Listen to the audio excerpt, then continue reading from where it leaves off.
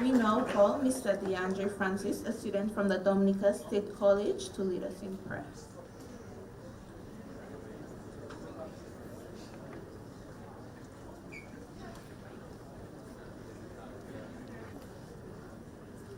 Good morning, everyone. Good morning. Today is the day the Lord has made, and let us rejoice and be glad in it. I would appreciate if you all could bow your heads. Dear Heavenly Father, as we humbly come before you today, I want to thank you first of all for another day that you have made. Thank you for traveling mercies to this venue, Lord, and also pray for traveling mercies back home or work, wherever we have to go. I pray, Lord, that at this sports award ceremony, Lord, that we enjoy it and that this motivates the players, the athletes, the basketballers, and whosoever to continue working to do better and to continue doing that they have already been doing. In Jesus' name I pray. Amen. You may be seated, and we say thank you to Mr. DeAndre Francis for that prayer. Allow me to establish the protocol by welcoming Honorable Fidel Grant, Minister of Public Works, Public Utility, and the Digital Economy, and representative for the Prime Minister of Dominica here today. We also welcome in our presence the Honorable Oscar George, Minister of State in the Ministry of Culture, Youth and Sports, and Community Development with specific responsibility for youth and sports. Other Honorable Ministers of Cabinet, Mrs. Letitia Lestrade Week, Permanent Secretary in the Ministry of Culture, Youth, Sports, and Community Development. Other permanent secretaries, Mr. Trevor Shillingford, Sports Coordinator, and other staff of the Sports Division. Mr. Kavem Hodge, Sports Ambassador for the Commonwealth of Dominica and West Indies Cricket, a former student athlete. Heads of Division, Master of Ceremonies, principals, staff, and students of secondary and primary schools. Other invited guests, members of the media, ladies and gentlemen, welcome. Welcome indeed. At this time, we'll call the Sports Coordinator, Mr. Trevor Shillingford, who will bring us some welcome remarks.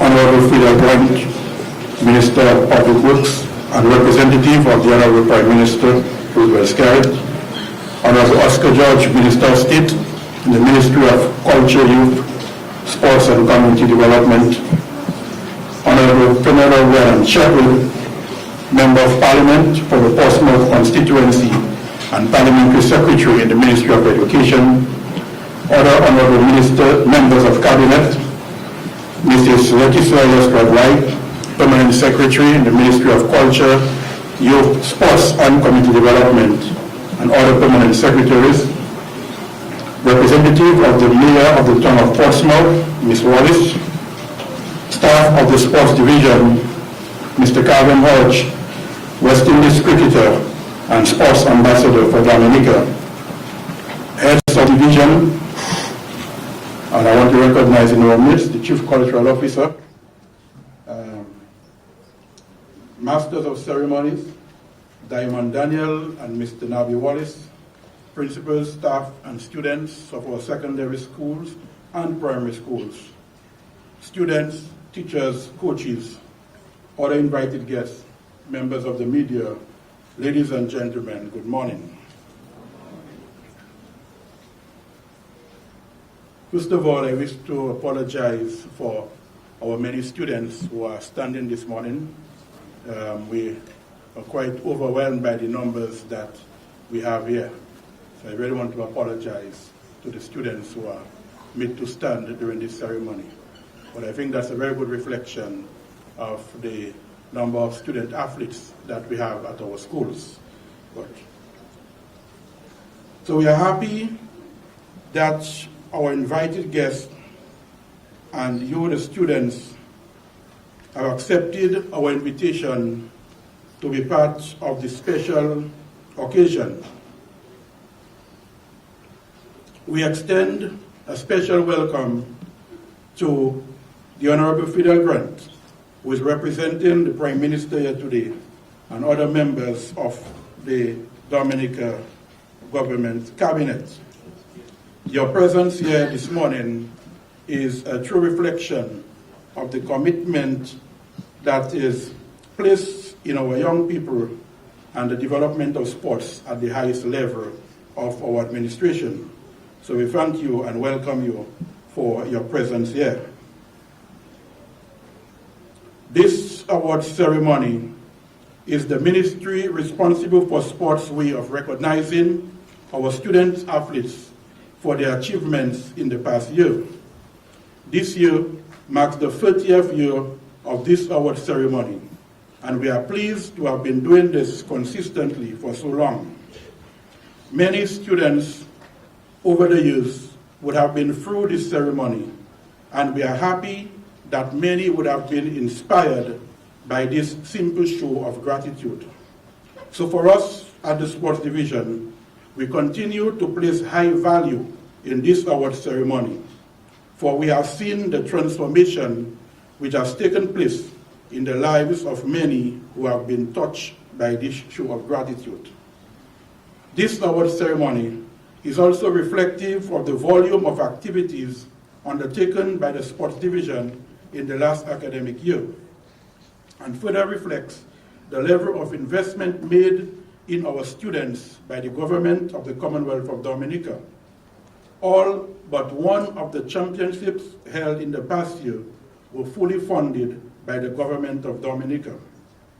A total of 250 awards will be presented here today, at a cost of which was fully funded by the government of Dominica. We thank the government of the Commonwealth of Dominica for its continued investment in our youth through sports. I also wish to thank the staff of the Sports Division for the efforts made in putting together this awards ceremony. If I'm not mistaken, this is probably one of the longest awards ceremony in this country. And every year we are getting better and better and more classy. So thank you to the staff of the Sports Division. We were happy at the Sports Division to have implemented the number of sports programs that were planned for the year 2024-2025 school year. All but two of the activities planned were held, while we saw a return of the Under-14 Netball Championship, which moved from a festival to a full-fledged championship in 2025. During the last academic year, we were able to execute the following championships and festivals at the secondary schools. In track and field, we held the Independence Athletics Meet, which was held in October, the Secondary Schools Championship, which was held in March, and the Cross Country Championships. In football, we held championships at the Under-13, Under-15, Under-17, and Under-20 level. In netball, we held championships at the Under-14, Under-16, Under-20 levels.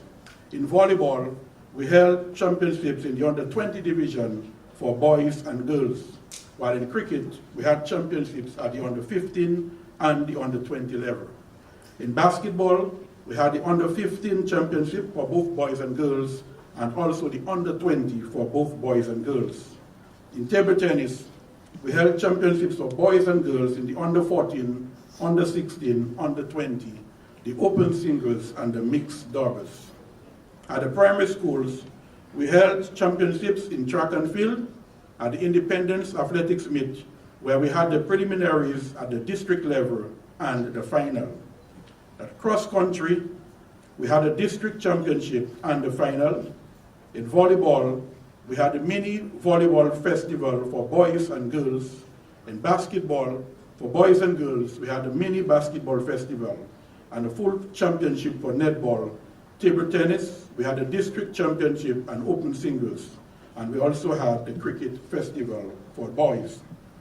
Through these championships and festivals, we are creating the base for the development of elite athletes, many who will go on to represent our country at the regional and international level. And we are satisfied that through our programs and our continued promotion of sports participation, we are seeing the positive impact in the growth of our athletes. Recent commendable results are therefore no accident, for they are as a result of the calculated planning with a foundation at the grassroots level. The long-term athlete development model informs that it takes between 8 to 10 years to fully develop an athlete.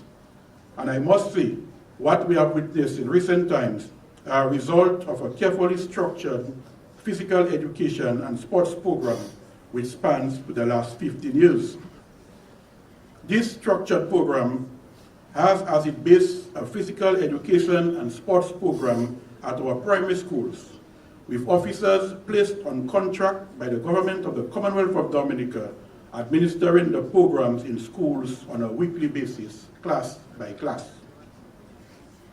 The program involves a harmonized physical education unit that is age-specific and developed in school, coupled with extracurricular activities which form part of the after-school program, which also serves as pre-competition training, followed by competition, post-competition training, and pathway programs. This is the model upon which our primary school program is based, and hence the foundation for our athlete development. However, this model is under threat as recent development with the education reform seem to have reduced our physical education and sports at the primary school to a 1-hour play day. This system, I dare say, needs a review, and we really hope that the policymakers would review the decision taken by the technocrats in education and have a serious look at the negative impact that this may cause for our sports development.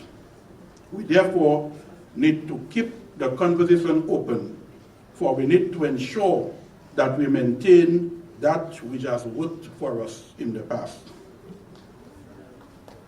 At this time, I want to congratulate all the awardees and to say to you that as we continue to honor you for your achievements, it is our hope that you will be inspired to greatness.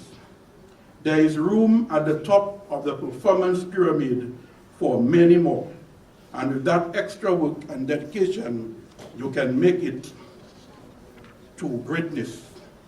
Today, we present you with a keynote speaker who is a prime example of what working hard at one's game can achieve. Like you, our keynote speaker was part of several sports award ceremonies. Having excelled at his game, and he being so inspired, was able to achieve greatness. His story from Antrizal to Trent Bridge in England, 120 runs, could also be your story. At the sports division, we stand ready through our many programs to continue to create that pathway for our sporting success.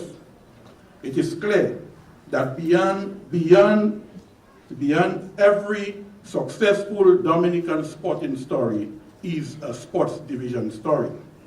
From Kavem Hodge to Alec Afanas, to Stephen Pascal, to Osinio Fontaine, to Addison James, to Bill Frederick, to Mervyn Mingo, to the Dominica under-14 girls footballers, to Trennis Hamilton, there is a sports division story. Like you, they have all graced us with their presence on the podium of success at the School Sports Award ceremony within the last 30 years. You too can do it. During the last academic year, there were a few successes that are worth highlighting. the Dominica 14-man under 19 team cricket team comprising of 13 schoolboys cricketers won the Windward Islands under 19 cricket tournament. 6 players, 5 of those schoolboys cricketers, made the Windward Islands under 19 team. The Dominica under 15 team placed second at the Windward Islands under 15 cricket tournament, losing in the final by 1 run. 8 members of that team were selected on the Windward Islands under 15 cricket team. The senior Fontaine of the Cassibel Secondary School was selected to the West Indies under 19 cricket team. Bill Frederick and Mervyn Mingo, students of the Dominica State College, for the 2nd year in a row, won the ECVA under 20 beach volleyball tournament. And Dominica placed second overall at the Windward Islands School Games. We congratulate all our student athletes for the outstanding representation of Dominica. We look forward to highlighting the achievements of many more of our student athletes in the new sporting season. We are happy we have been able to provide you with the opportunities to excel in the past, and we look forward to seeing you on the field of play in the new academic year. And incidentally, that will commence this week, or next week, Thursday. Congratulations to all awardees. Welcome all to the 30th Annual School Sports Awards. I thank you.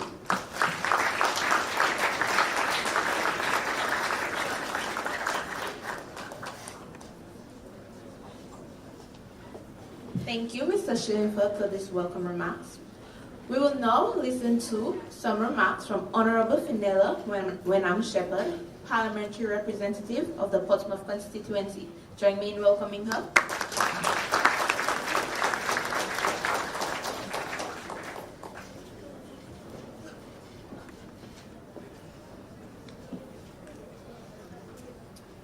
Good morning, everyone. Allow me to adopt the protocol that have been previously established, however, giving special recognition to Honorable Fidel Grant, who is the representative of our Honorable Prime Minister this morning, and my other cabinet colleagues. Ladies and gentlemen, boys and girls, are you feeling good?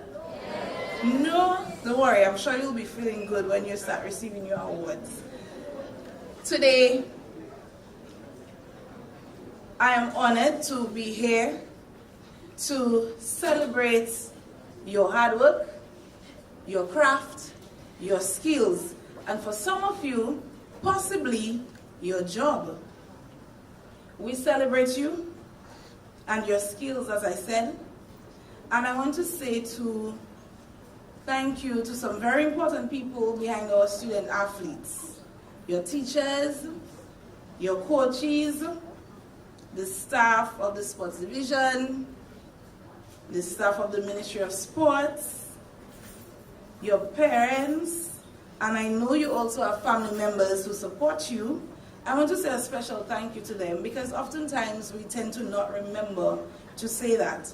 And of course, to all of those who make athletes their business, our sponsors, our donors.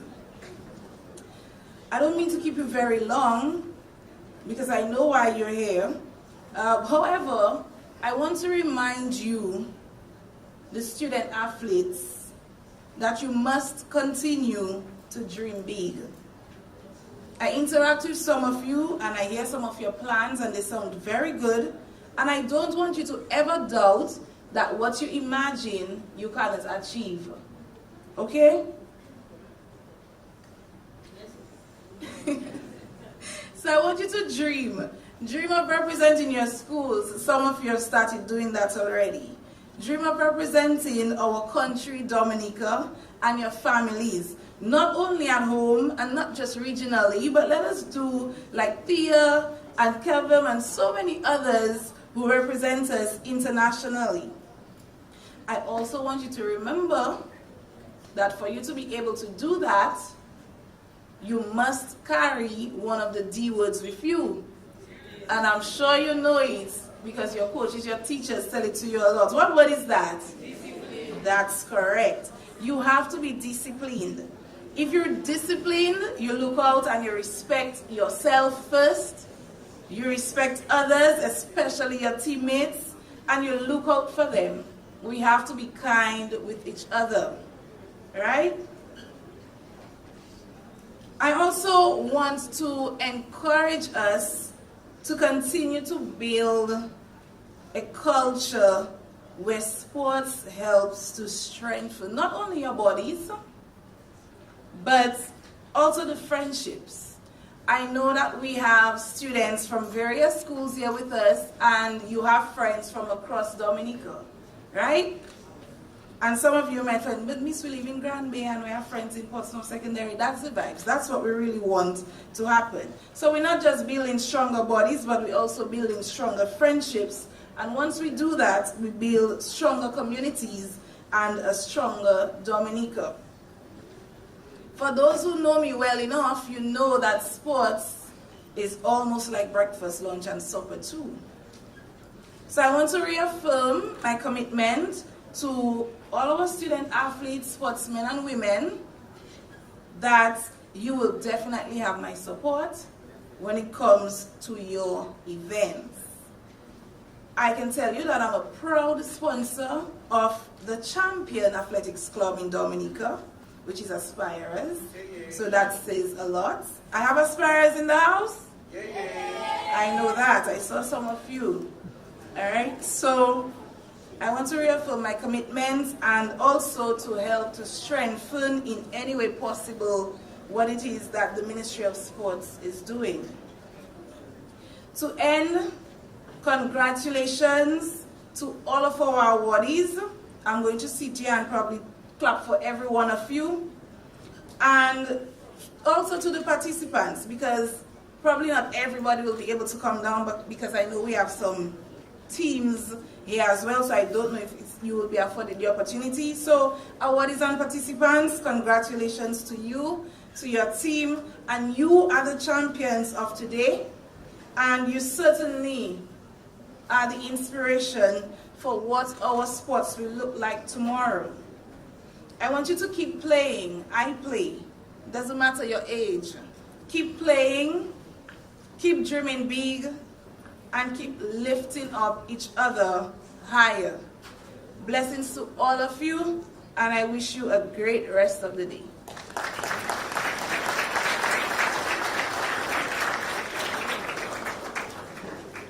We say thank you to the Honorable Fenella Wenham Shepherd for these brief remarks, which are very encouraging. I myself took note of some of the things that you said, to dream big, and that should be the aspiration of every single student athlete, to seek to represent your country, not only locally, regionally, but to go all the way like Tia Lafleur did and go internationally and bring back gold. Discipline, that was another key point coming from her remarks, and that is very right, because without discipline, you cannot go anywhere. You will be sent back home. So we are going to move on at this time, where we now have our keynote speaker, Mr. Kavem Hodge, who will be coming to give us some brief remarks. But before you do so, I would just like to give you a little background information on him. Kavem Hodge is a professional cricketer from Dominica. He is one of the 7 Dominicans who has represented us at the West Indies level. Kavem's journey started at the Atkinson Primary School, where he was selected to represent his school in the Sports Division Primary Schools Cricket Championship. He later went on to be selected to represent Dominica in the Regional 13 and Under Cricket Festival in St. Kitts. With this initial taste of national representation, Kavem never looked back. Cricket became home for him. Cricket became life. Upon being enrolled into high school, the St. Andrews High School, Northeast Comprehensive School, he continued his cricket journey representing his school at the under 15 and under 20 levels. Dominica and the Windward Islands at the Windward under 15 and under 19, as well as senior levels. Not only was his potential as a player realized from an early age, but also his leadership qualities. he was given the opportunity to captain both the country at different levels. At age 15, he was selected onto the senior national cricket team, becoming the second youngest player to represent Dominica at the senior level. At age 17, he was selected to represent Darren Leham Cricket Academy in Australia, the first West Indian cricketer to attend this institution. Let's put the hands together for him there. At the international level, he represented West Indies under 15, under 19, and senior levels. He received his first international call to represent the West Indies senior men's team in 2021 on tour to Bangladesh. Kavem made his test debut in January of 2024 against Australia. In the second test match of the series, he scored 71 runs to help the West Indies defeat Australia for the first time in 27 years. Later that year, Kavem scored his first century, 120 versus England at Trent Bridge in England, and in the process becoming the second Dominican to score a century in Test cricket at the first to do so outside of the Caribbean. Kavem ended the 2024 season as the West Indies batsman with the most runs. Cricket also gave him an opportunity to further educate himself as he was awarded a cricket scholarship to attend the Cave Hill campus at the University of the West Indies, where he pursued his BSc in kinesiology. Thank you. I've been struggling with that word since last night, so thank you. For his efforts on his field of play, the government of Dominica has appointed him as the sports ambassador. Kavem's journey for Atkinson Primary to Trent Bridge, England, exemplifies dedication and a strong commitment to remaining focused with an eye on his ultimate goal. Today, our feature speaker, Kavem Hodge, let us welcome him as he addresses.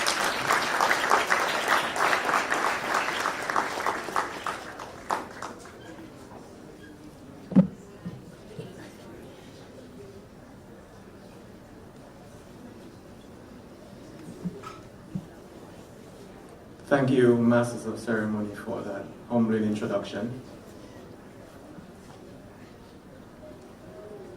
Honorable Fidel Grant, Minister for Public Works, Public Utilities, and the Digital Economy, and representative of the Prime Minister of the Commonwealth of Dominica. Honorable Oscar George, Minister of State in the Ministry of Culture, Youth, Sports, and Community Development, with a specific responsibility for the youth and sports. Other honorable members of Cabinet, Mistress Letitia Lestrade-White, Permanent Secretary of the Ministry of Culture, Youth, Sports, and Community Development. Other Permanent Secretaries, Mr. Trevor Shillingford, Sports Coordinator, and other staff of Sports Division. Heads of Division, Masters of Ceremony, good morning to all.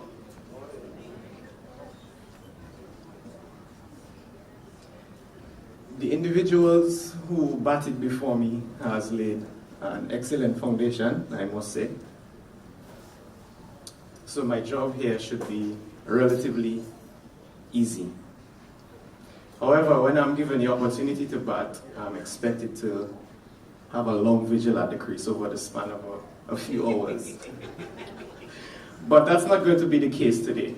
I'm going to be short and sweet and concise so that you lovely people could get to the more important aspect of this ceremony. Honoring achievement, inspiring greatness.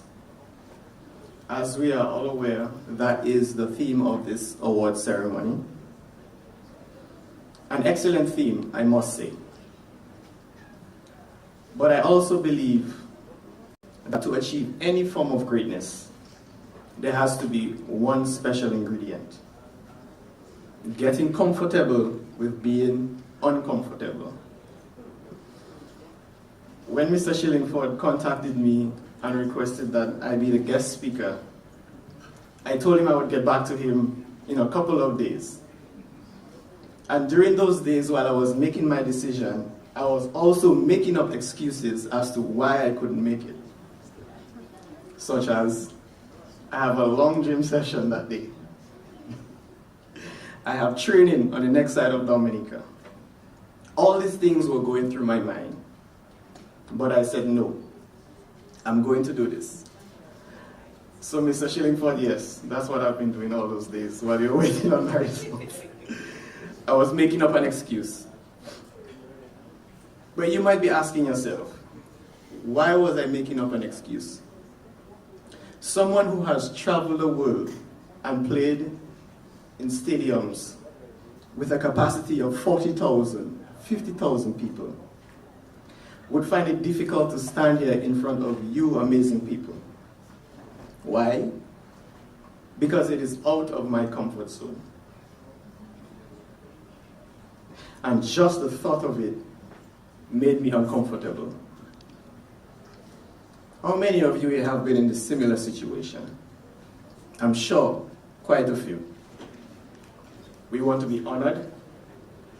We want to achieve greatness. But we don't want to step out of our comfort zone. We want to stay where it's safe and nothing can go wrong. Brian Tracy, the Canadian-American self-development author, once said, "The comfort zone is the greatest enemy to courage and confidence." And come to think of it, he's very right. Remaining in that bubble does absolutely nothing to develop your courage or boost your confidence. Applying for a job, that takes courage. Running an extra lap or doing an extra set in the gym, that takes courage. Coming up against a much stronger opponent and showing no fear, ladies and gentlemen, that takes confidence. But remember this, life begins at the end of your comfort zone. So get comfortable with being uncomfortable. I would like to share a short story with you. So, as the Masters of Ceremony said, when I was 17 years old, I got a scholarship to the Darren Lehman Cricket Academy in Australia at 17 years old. And during that time, I was doing okay, most runs for Dominica, most runs for the Windward Islands. But when I got to Australia, I struggled for the first couple weeks. The coaching was sophisticated, and the other players were much more experienced and bigger than I was. The environment was tough. So one of the coaches realized, I was struggling, and he pulled me aside one of the sessions and he said, Kavem, I realize that you're struggling and it's taking you a while to adapt to these conditions. But he said, if you're a big fish in a small pond, that's all you will ever be, the boss of that pond. But the moment you find yourself in a lake where there are bigger fishes, then you're going to have to adapt. You're going to have to grow mentally and physically if you want to survive and be successful. And that philosophy has stayed with me till this very day. I'm sure there are many of you here who are the big dogs. The strongest in your class, the strongest boy in your class, the fastest girl in your school, or the most athletic person in your village. That's all well and good. But if that's all you aspire to be, the biggest fish in that little pond, you will never realize your true potential. It's only when you find yourself in that lake where the other fishes are bigger, the competition is much tougher than you, and you don't have a choice but to break out of that comfort zone, to run a little further, to lift a little heavier, to spend an extra half hour working on your craft. That is how you achieve greatness, by pushing your boundaries and breaking your barriers. I'm hoping that many of us, if not most, have seen the documentary on Usain Bolt, the clip where his coach, Glenn Phillips, has him running all these sprints. And at the end, he sticks his finger in his throat and throws up. Ladies and gentlemen, that is a very uncomfortable situation to be in. But that is why he is the greatest. Because in his pursuit of excellence, he's willing to push his body and mind to limits that no other human would be comfortable with. We all know the old adage, train hard, play easy. So let me hear you say, train hard, play easy. That's right. But just a little side note. You know, there are times when our own efforts are just not enough. And I would say this, it is also very important as young and old people that we also make time for the Lord. There are battles that only He can win for you. And life is designed like that. It doesn't have to be anything fancy like we see on the internet, you know, speaking in tongues. Just find a quiet spot under a tree somewhere and have a conversation with Him. Prayer is important. Your heart and soul, and the Lord will love you for it.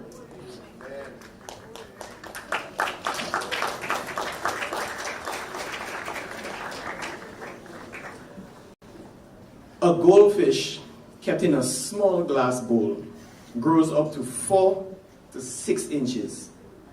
But did you know that same goldfish out in the ocean grows up to 16 inches? 16 inches. That's almost 3 times the size of the one in the glass jar. So what changed, ladies and gentlemen? Its environment changed. Its comfort zone changed. It had to grow. It had to adapt. It had to live up to its full potential in order to excel and survive. So, ladies and gentlemen, in your pursuit of greatness, don't just be content with doing the bare minimum. Don't just be happy with being the pro athlete in your class. Find ways to push yourself. Develop a method of getting comfortable with being uncomfortable. In conclusion, I want to leave you with the story of the butterfly and the cocoon.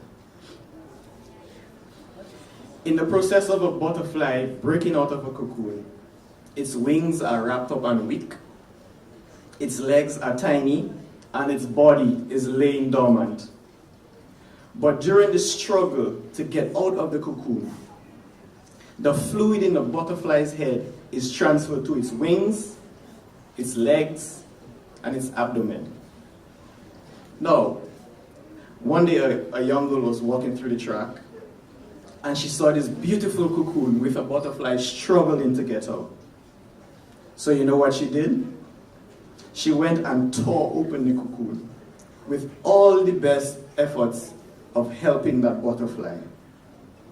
But it fell straight to the ground with a swollen head, crippled wings, and paralyzed legs. Because the butterfly wasn't given the opportunity to struggle, it wasn't given the opportunity to break out of its comfort zone, the fluid in its head was never transferred to the rest of its body. And that butterfly never flew a day in its life. The moral of the story is, life gets hard sometimes. Situations can be tough. And we often try to find the easy way out. But in the end, we only end up crippling ourselves, not living up to our true potential. So once again, ladies and gentlemen, get comfortable with being uncomfortable, because that is how you grow. That is how you become someone of value. That is how you make an impact, and that is how you achieve greatness. I thank you.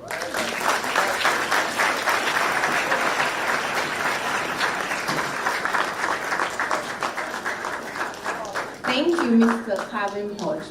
I'm going to say it one more time. Student athletes to grow, get comfortable with being uncomfortable.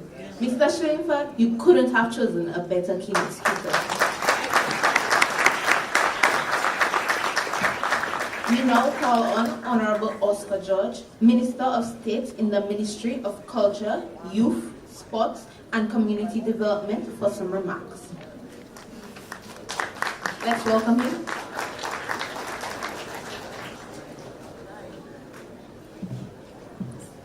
Thank you very much, Masters of Ceremony. I intend to be very short today after such a wonderful presentation by Kavem Hodge, my good friend Kavem Hodge. But I think that we all here should consider ourselves very lucky, because we had an opportunity to hear firsthand from someone I consider a very progressive and positive young man, a young athlete, Kavem Hodge, a man who came from very humble beginnings in Antriza, playing cricket with a coconut branch, going through the school setup, the youth setup, and now being a West Indies player. So if what we heard here this morning doesn't inspire us, I don't know what will. So I want to commend you, Kavem Hodge, on your excellent presentation. Let's give him another round of applause. Very wonderful. But I'm delighted to be here this morning to celebrate the incredible achievements by all our student athletes over the last year. Of course, I want to recognize the representative of the Honorable Prime Minister, Honorable Fidel Grant, the Parliamentary for the Portsmouth constituency, my colleagues here who are showing their support to our young students here today, our PS in the ministry, the sports coordinator, the Chief Cultural Officer, Mr. Brendan Williams, the President of the Athletics Association, and most importantly, our young athletes who are here today. Good morning to all of you. As we all know, sport is more than just competition. Sport teaches discipline, teamwork, resilience, and the value of hard work. These are not just qualities of great athletes. They are the building blocks of great individuals. Every time you train harder, push further, or get back up after you fall, you're building character that will last a lifetime. So this event here today is not just a recognition of achievements, but a celebration of perseverance and the commitment to excellence that each of you possess. So on behalf of the Ministry of Sports, I say congratulations to all of you who have excelled and represented your school so wonderfully. We are all indeed extremely proud of your accomplishments over the last year, and you deserve to celebrate today. Let's give them a round of applause. All our athletes will receive awards here today. There's a saying that goes, success doesn't come overnight. And interestingly, our theme for this award ceremony, which I consider a very powerful theme, is honoring achievement and inspiring greatness. We are not just here to recognize what you all have achieved. What is also important is to honor the journey behind the success, the criticisms that many of you may face, the long hours of practice, the quiet moments of struggle in silence behind closed doors. And the truth is, athletes, behind every success and achievement, there are a lot of things that the public may never know about, things that our athletes have to endure and go through on their own while practicing the trade. And when we gather together to honor achievements, we should always acknowledge these things. then the other part of your film is inspiring greatness. Because when we celebrate who succeed, we send a powerful message that greatness is within reach.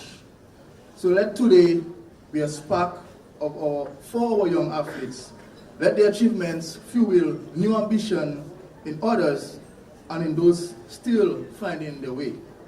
And remember that true greatness is not just about what you accomplish as an athlete, but about how your actions empower others to rise. This is the true essence of greatness, our young athletes. As a government, through the division of sport, we have taken a deliberate action to expose many young athletes to sports at an early age. And I want to take this opportunity to commend the efforts of the sports division throughout the year. Yes, there's a lot of room for improvement, but overall, we are committed to working with young athletes. And as I have always said, the only way to prepare and to produce top quality athletes is to strengthen the grassroots system. And when I say grassroots system, I mean the school system, the club system, the teams in the communities. And we have to go back to the days where we have a stronger community setup for young athletes to play, and then they can graduate into the youth setup, the national setup, and eventually make it onto the international scales.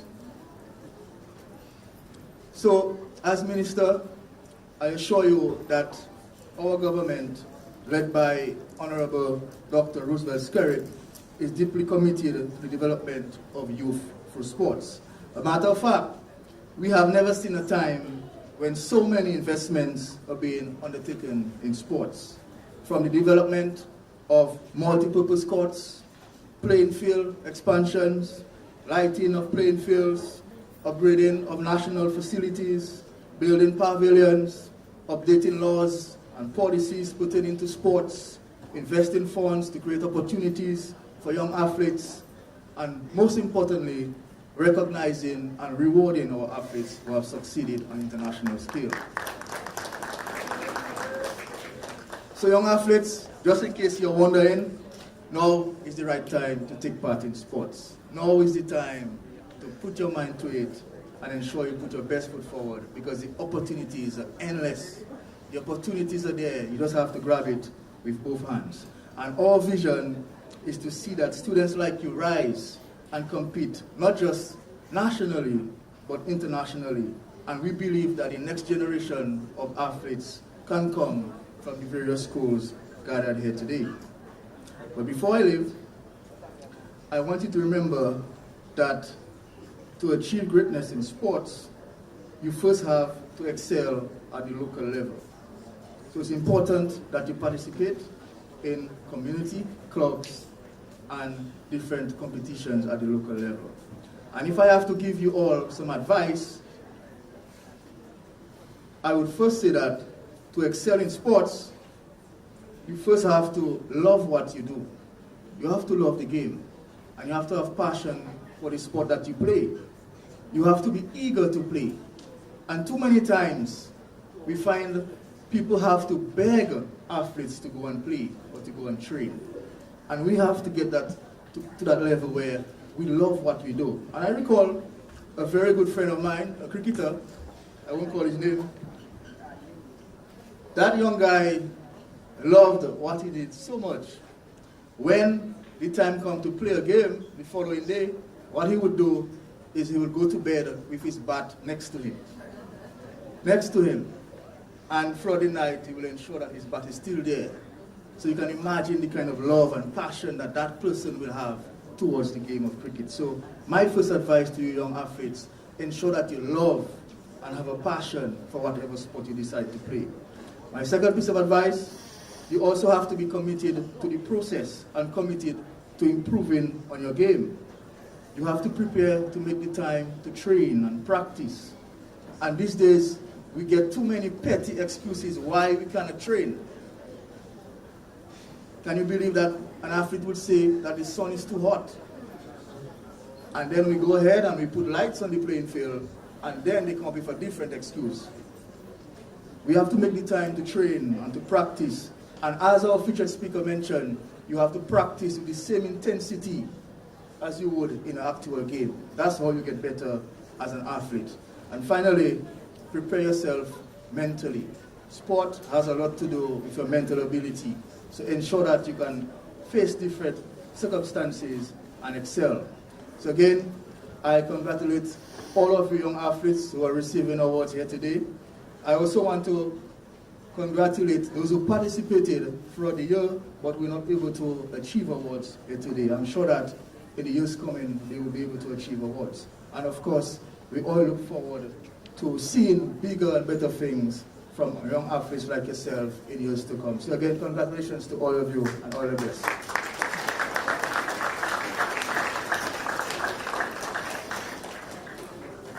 Thank you, Honorable Oscar George. Work hard. That's what I got from it. Work hard and it will show off. Now we'll have a performance from the students of the Cassie Secondary School.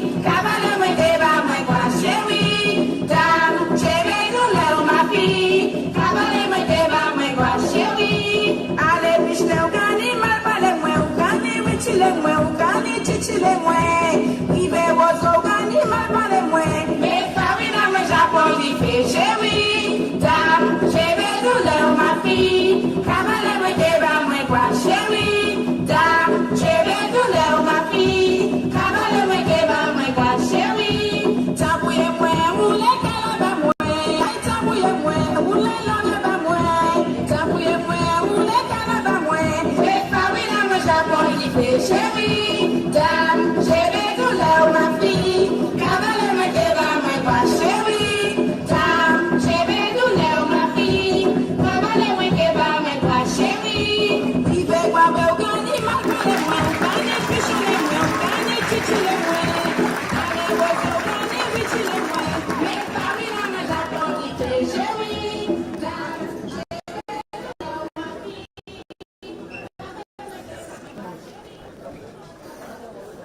Well, we are in the independence season. We are in the independence season, and we just had the Castro Secondary School doing a belly for us. And we say thank you to the students of the Castro Secondary School. At this time, we will now invite feature remarks coming from the Honorable Fidel Grant, Minister of Public Works, Public Utilities, and the Digital Economy, and the representative for the Prime Minister here today. Let's make him welcome.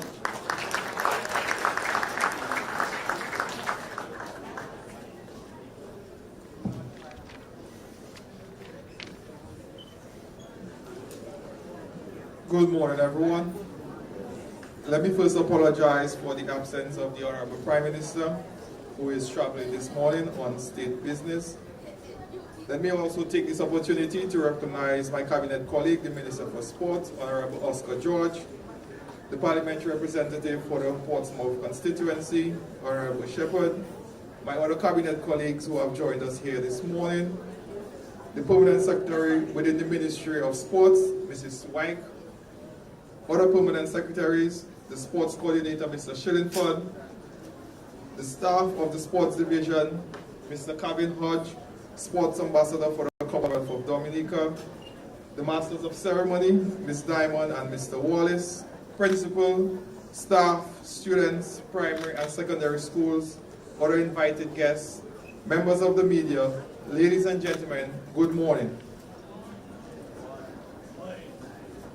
I bring you greetings and congratulatory message on behalf of the Honorable Prime Minister on this significant occasion, the 30th Annual School Sports Awards ceremony. 30 years of celebrating excellence in school sports is not a small milestone. It is a momentous achievement that speaks to the belief that sports must remain central to the growth of our young people and the progress to our nation. Above all, this morning's celebration is about you, our student athletes. You are the stars of this ceremony, and you have earned every applause and every word of praise you have received here this morning. Through your dedication and long hours of practice and determination to give your best, you have lifted the spirits of your schools, inspired your peers, and while filling your families with pride. You have proven that talent combined with discipline produces excellence. I say congratulations for the medals and trophies you have won, the teamwork you have displayed, and the sportsmanship you have shown on and off the field. You have represented the very best of the Dominican youth. We are confident that among you, you are the future leaders, professionals and national athletes who will continue to make our nation proud. In honoring you this morning, we are reminded that Dominican athletes have already carved their names on the international stage. Fia Lafour, Olympic gold medalist and triple jump champion, who embodies what it means to persevere through adversity, never giving up on her dreams. Trenise Hamilton, who is disciplined in the field in the event of shot put, shows us the importance of consistency and strength. Stefan Pascal, just out of school, but already captain, leading the West Indies youth teams with confidence. Kevin Hodge and Ali Gafanaz lighting up cricket grounds internationally, showing that Dominica talent belongs at the highest level of West Indies cricket. And several others like Young and Senior Fontaine, the under-19 player demonstrating serious promise in cricket. These sons and daughters of Dominica are living proof that your beginnings in the school tournament do not limit your destiny. They remind us that every one of you seated here this morning has the capacity to rise and excel to represent Dominica on the world stage. You will agree with me that sports can be one of the greatest teachers. It teaches us life skills like teamwork, discipline, resilience, and leadership. I am sure that your engagement in sports have taught you how to set goals, manage time, overcome challenges, and respect others.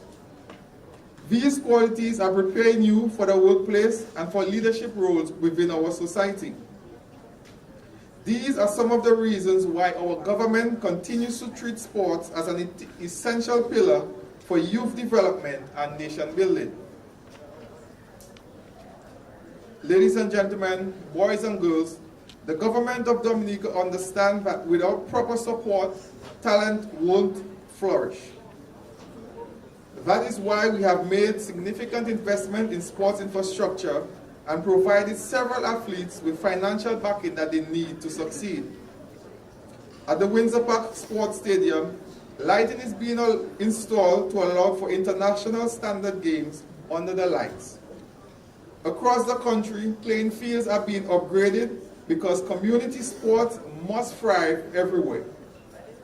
Plans are in motion for the first modern track and field facility at Point Round, which will provide our athletes with the conditions they need to train at the international level.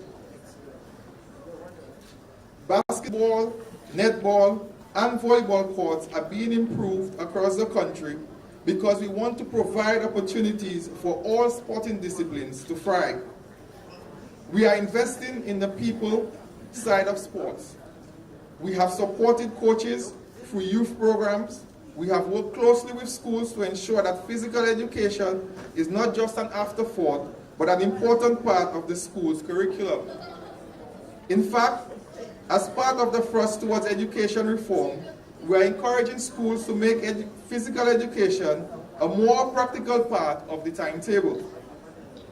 And this government continues to stand beside our athletes as they pursue their dreams, providing scholarships, financial support that they may need to compete and excel. And in the most recent case, we highlight Trinise Hamilton and Stefan Pascal. I must pause here to commend the Ministry of Sports and the Sports Division for the 3 decades in celebrating 3 decades of sports year in the Commonwealth of Dominica.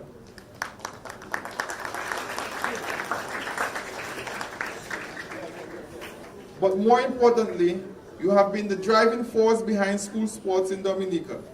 You have organized the inter-schools competition and ensure that every district has the opportunities to play and compete. Sports officers, physical education teachers, and administrators, your work is important and we see you. Without you, this gathering here this morning would not be possible. To our schools and our teachers, thank you for creating the environment where sports is valued and nurtured. To the parents and families, your support makes all the difference. You are all part of the team and has produced athletes we celebrate here this morning.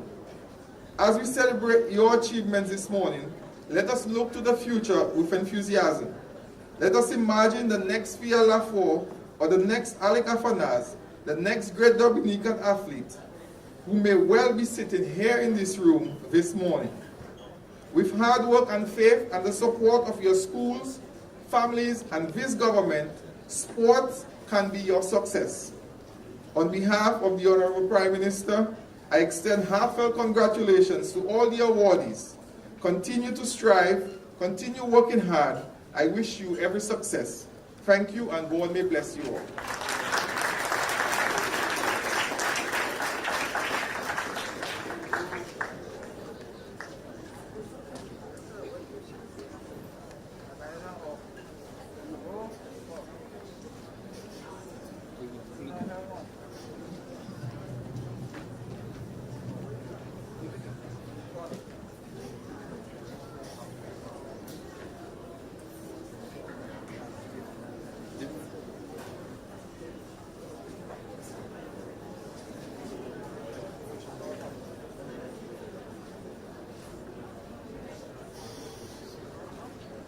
All right, thank you so very much for that address. We truly appreciate it, representing our Prime Minister today. Okay, we have come to the part that you are truly here for. Are you ready? Are you ready? Okay then. We are going to begin with the athletics awards for the primary schools. So we're looking at the zone winners first. We have for the Southeast Female, Siniku Primary School.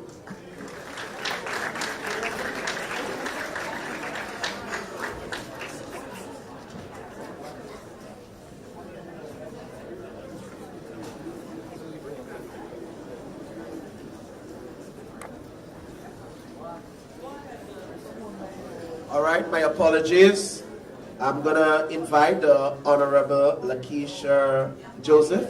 Lakia.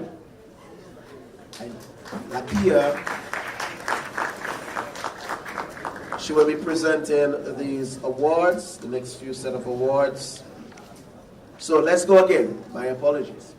Southeast Female Zone Champions, Siniku Primary School.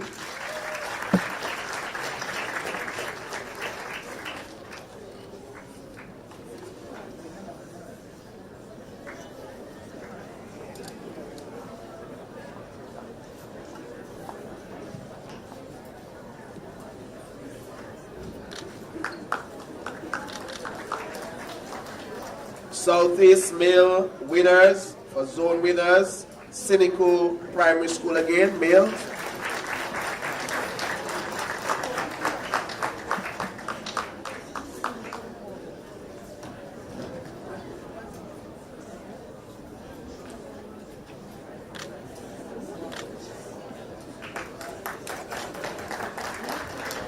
Southwest female, Newtown Primary School.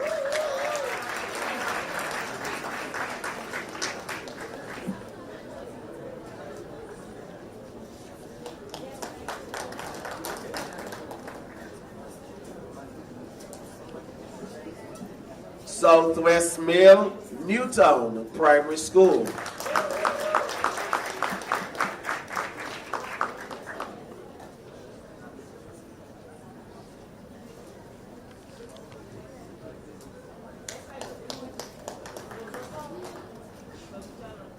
South female, Grand Bay Primary School.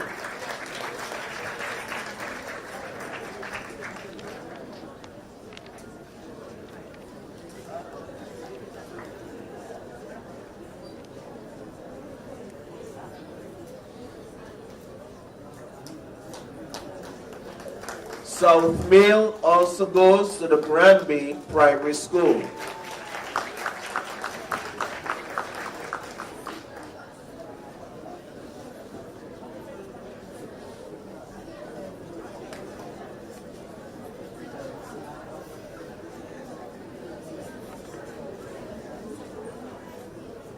West Central female, Goodwill Primary School.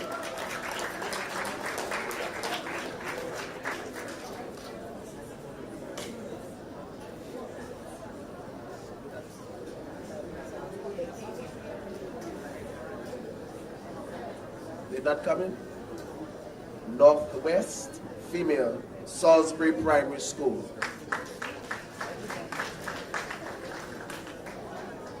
Salisbury's not here. Northwest male, Caleb John Laura Primary.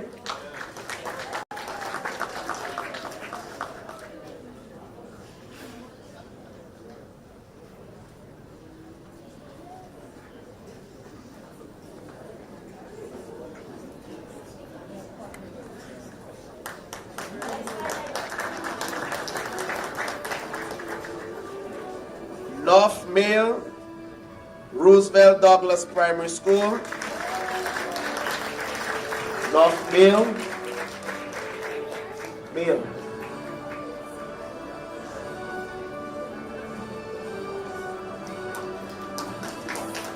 North female also goes to the Roosevelt Douglas Primary School.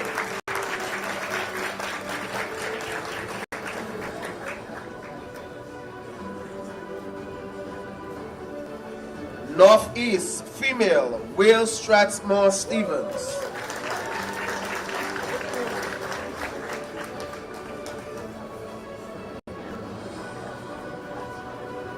Let's go to the pocket rocket.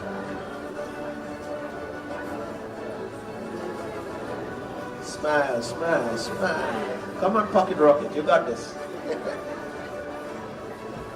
Very talented little runner there. Northeast male will go to the Woodford Hill Primary School.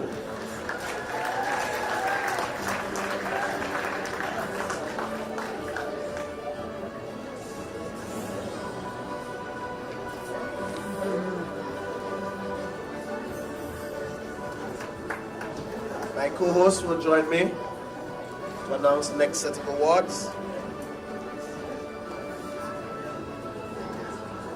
We now move on to primary schools cross-country championships. Champion female, Eden Nesty from Christian Union Primary School.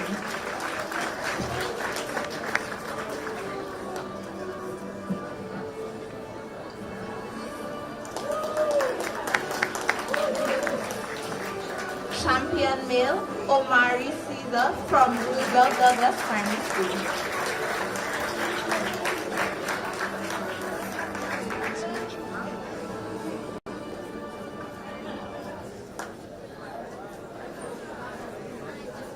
Now we move to winner for East female, Alana Matthew from Cynical Primary School.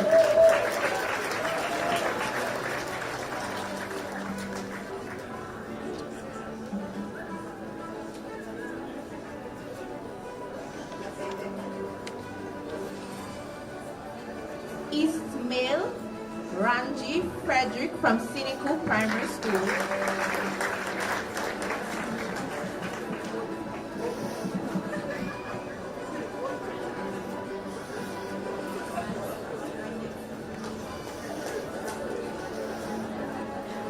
South female, Tia John Baptist from Grand Bay Primary School.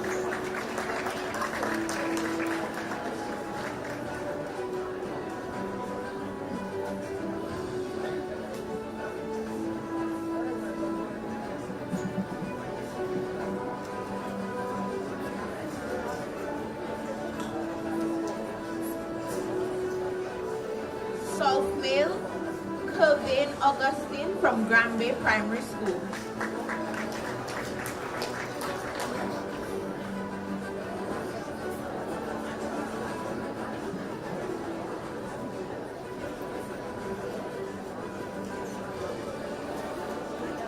Northeast female, Celine Hakim from Willstrack Ostenden.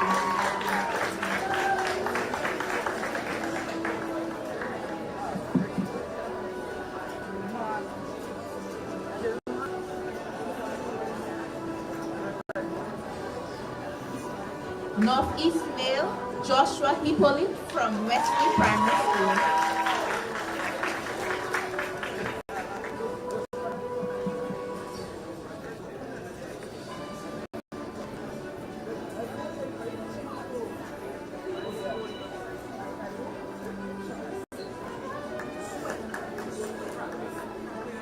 Southwest and West Central female, Eden Nesty from Christian Union Primary School.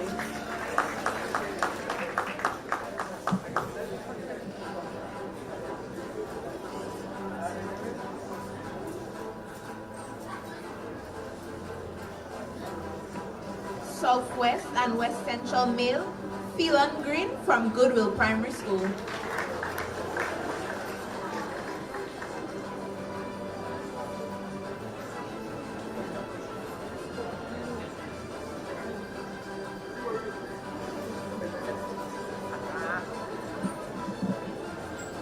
West female, Brianna Wright from Maho Primary School.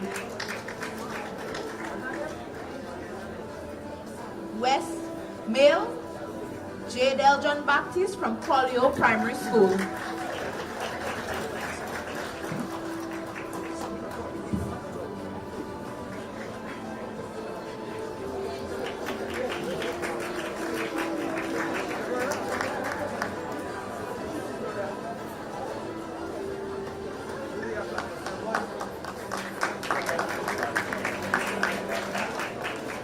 Southeast female, Rhea Matthew from John Bopier Primary School.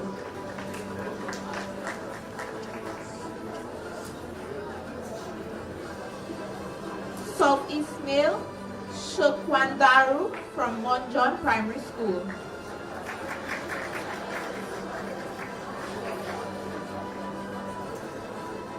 North Female, Jayana John from Penville Primary School.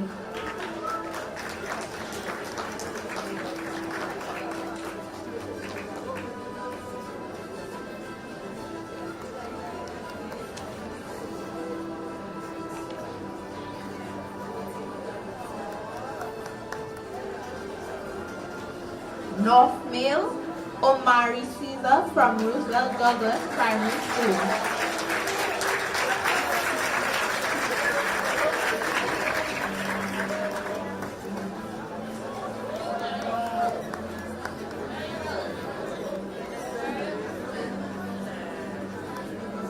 Hold on. Southeast Male, Shokwandaru from Mount John Primary School.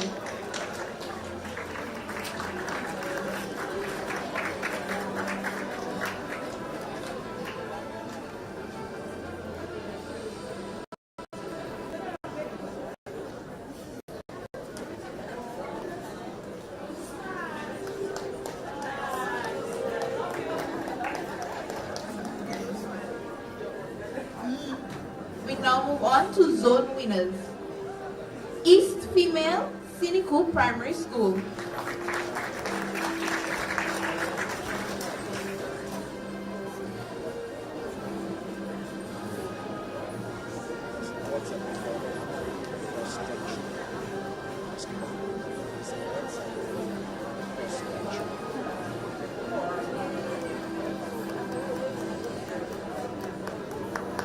These are the zone winners for the cross-country championship. East Male, Siniku Primary School.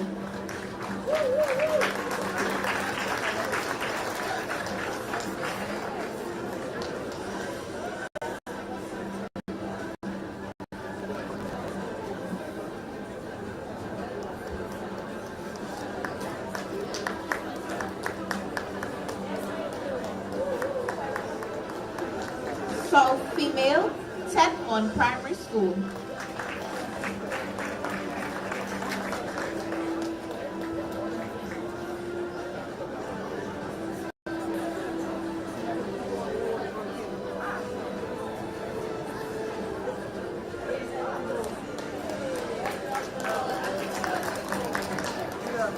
South Male, Grand Bay Primary School.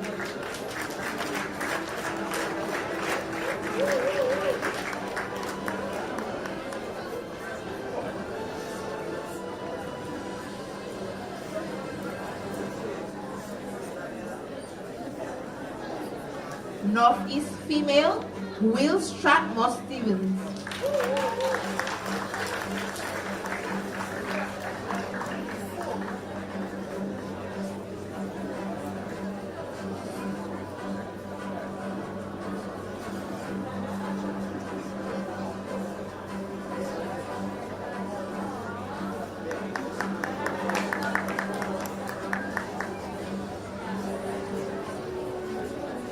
Northeast Male, Woodfordale Primary School.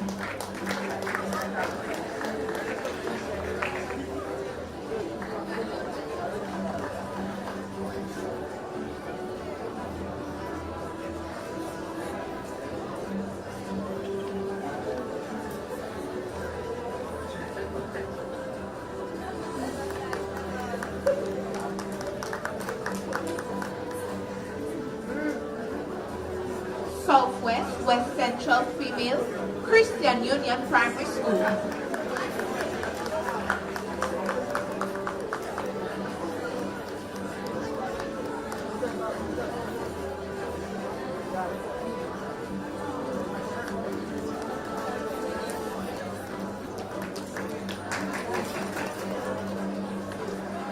Southwest, West Central Male, Goodwill Primary School. West Female, Maho Primary.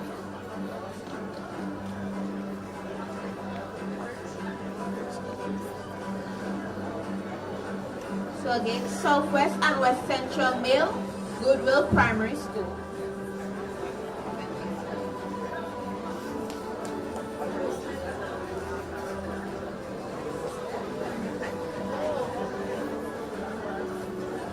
West Female, Maho Primary School.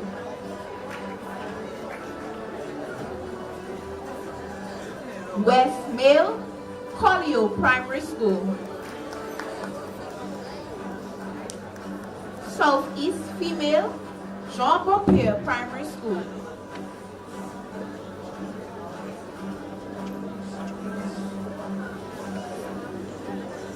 Southeast Male, Mont John Primary School. North Female, St. John's Primary School.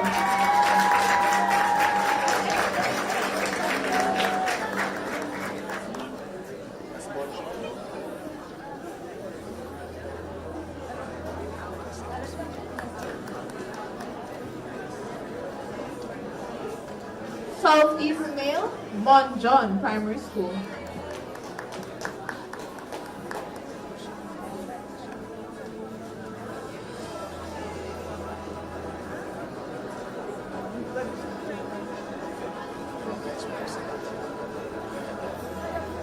North Female, St. John's Primary School.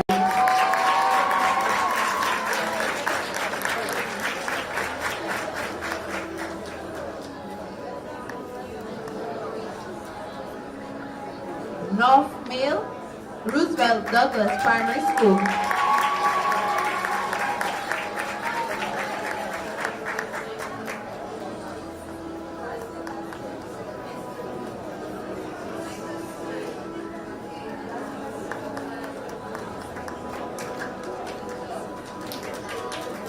And the runner-ups for your female zone winners is the Cynical Primary School.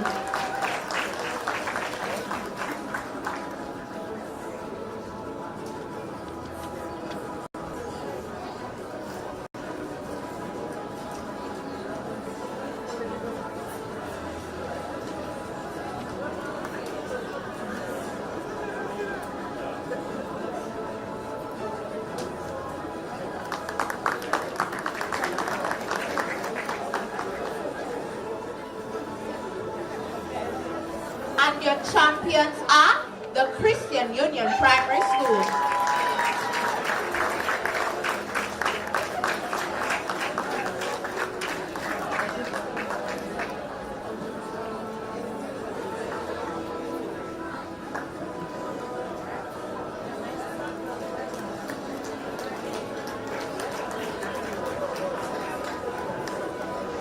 And your runner-up males are from the Roosevelt Douglas Primary School.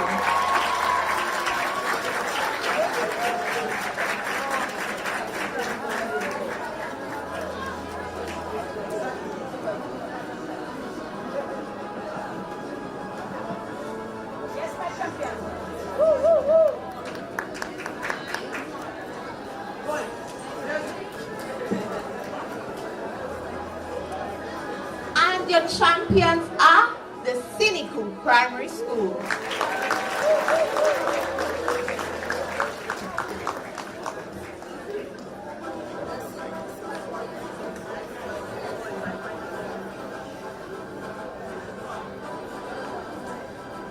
We'll be turning our focus to the secondary schools cross-country champions.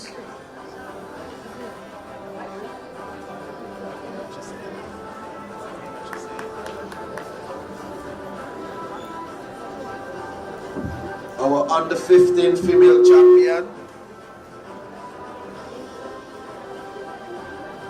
Our under 15 female champion is none other than Dahlia Giss from the Dominica Grammar School. Come on, Dahlia, you can smile.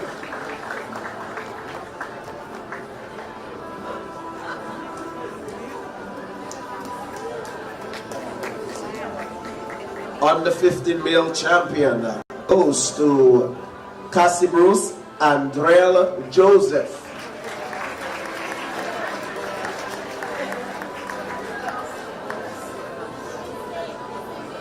Okay, that is all right.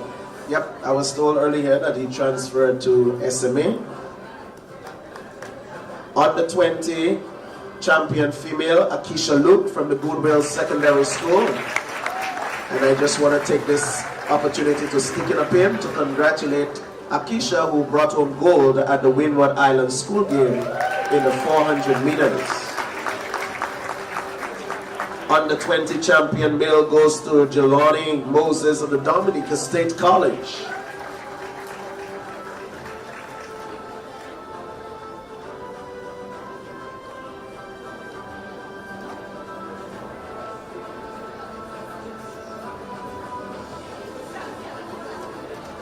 Under 15 champion female at the Dominica Grammar School.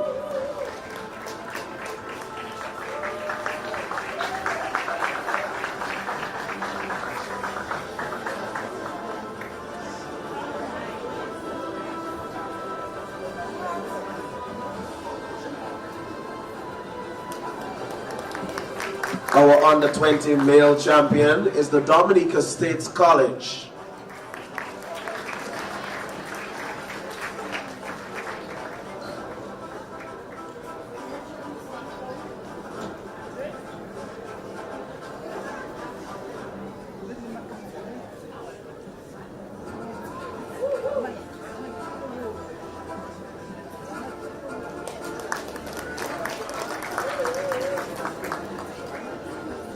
We are not calling the school to come forward for this, but we just want to highlight them. They already received their award at last year's National Youth Rally.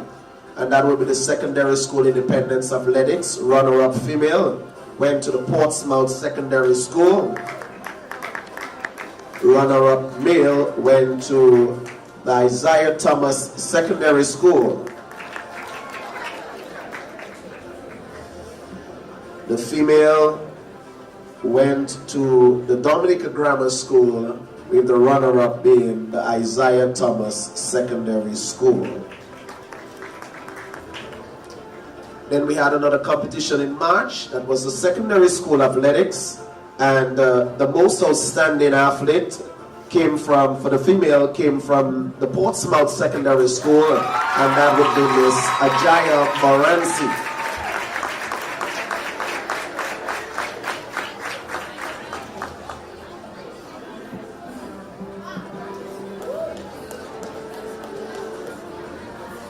The runner-up female team is the Portsmouth Secondary School.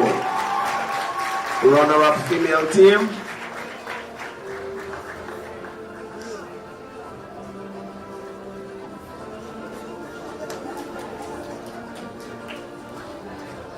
I see Jerilia Marcel, Shanice Frank, Madison, Ernest, and Ajaya Moransi receiving that award on behalf of the Portsmouth Secondary School.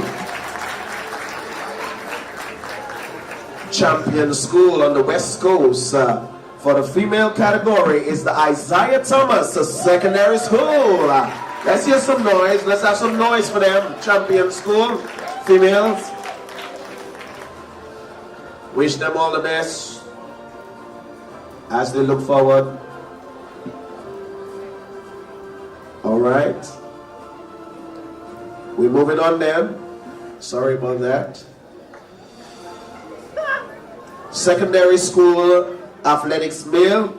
The most outstanding male athlete will be Delaney George.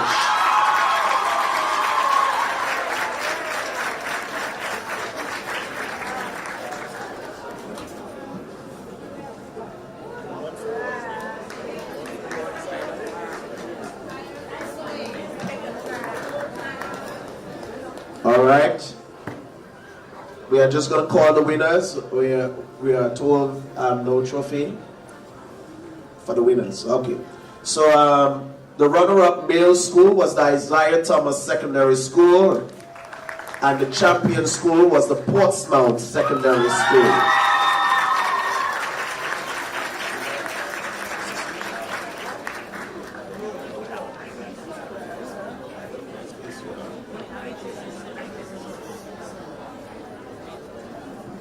Okay.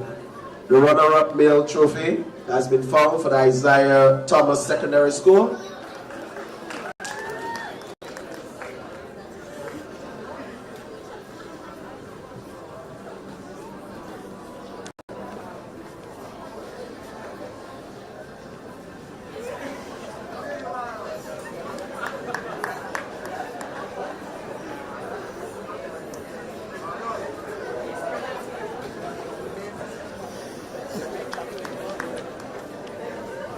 Okay, we are going to move on, and we want to thank Honorable Lakia Joseph for those awards, and distributing those awards.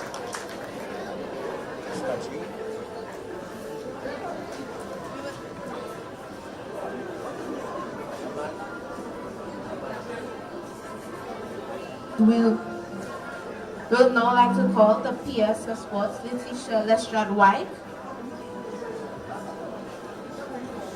to give these awards. We are moving on to the Netball Awards for Primary School Netball.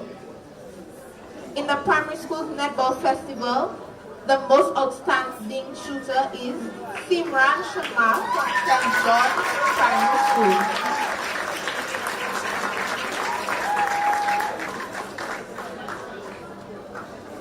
Simran is now a student at the Portsmouth Secondary School.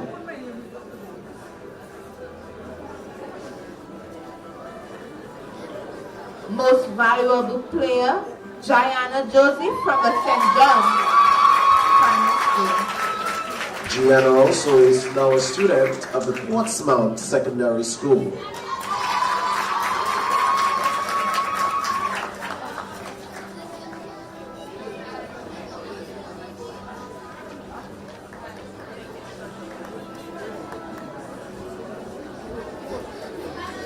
On to the zone winners of the Primary Schools Netball Festival. Southwest Newton Primary School.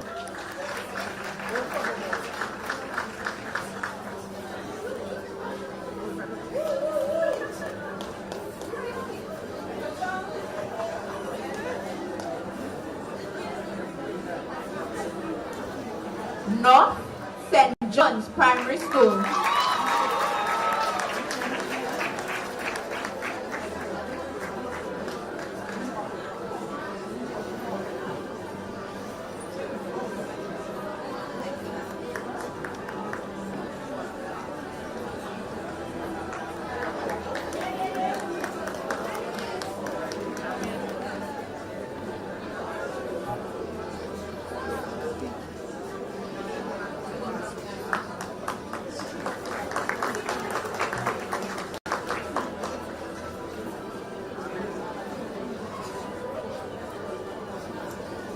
North B, Penville Primary School.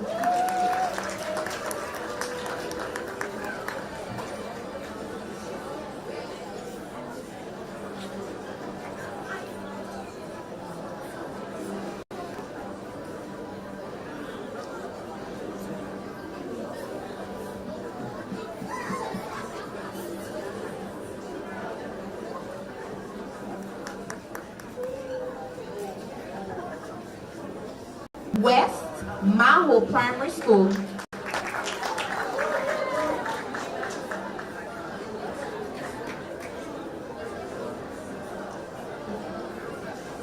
West Central and Southeast Maho Primary, Cassie Bruce Primary School.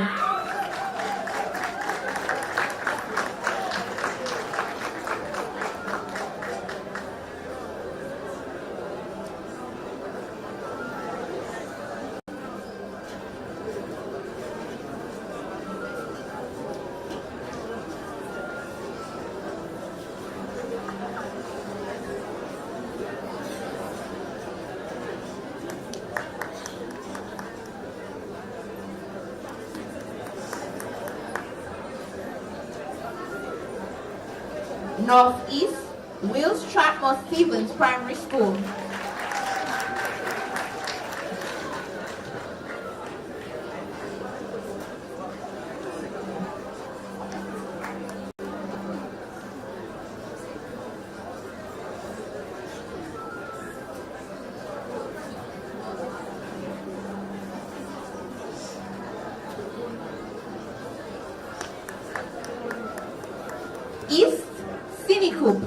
School.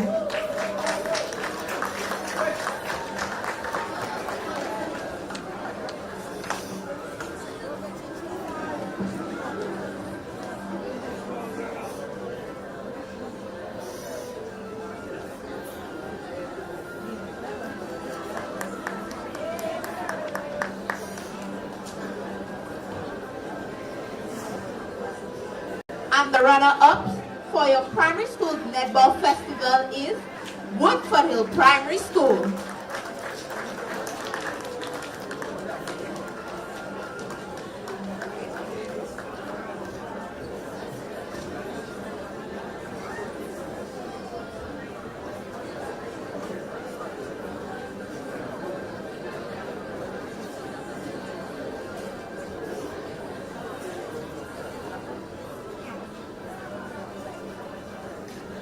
And the champion is St. John's Primary School.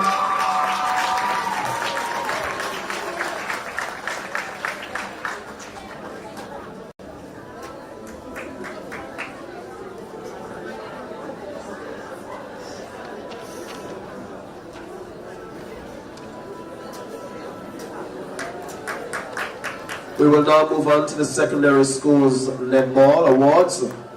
Secondary school under 14 netball champion, most outstanding shooter goes to Jacolia Benjamin, foreign student at the Portsmouth Secondary School.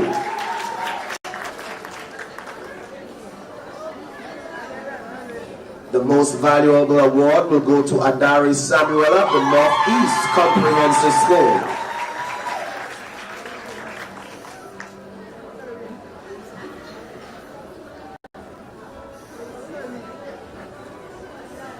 Runner-up for the under 14 category is the Cassibro Secondary School.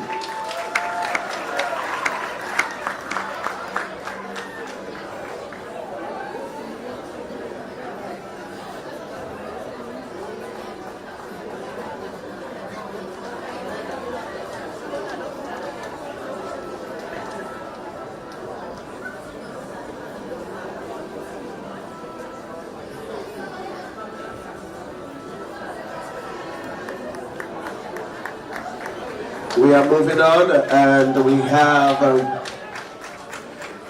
the champion, Northeast Comprehensive School.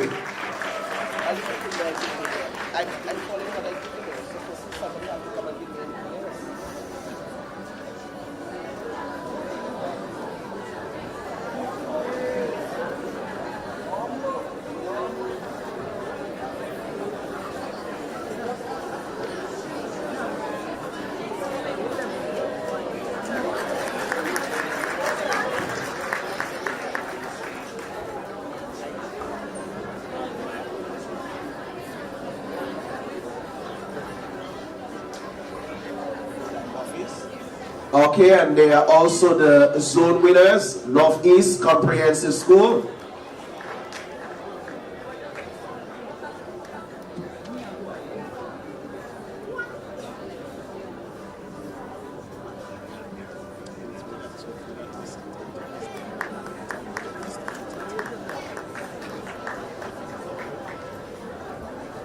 We're moving on to the under 16 category, the netball championship. Most outstanding shooter go to Nolise Didier of the Convent High School.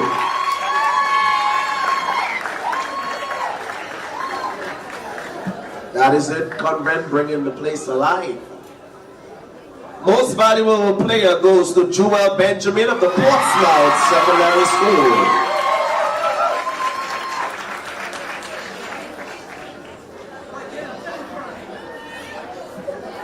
The winning team from the playoff is the Convent High School.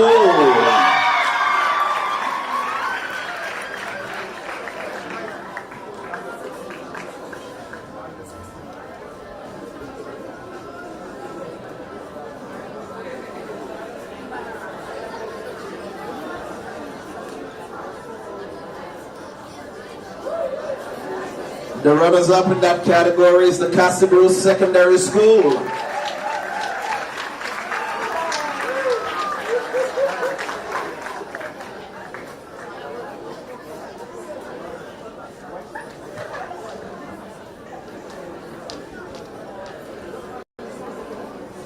That's right. Don't go too far.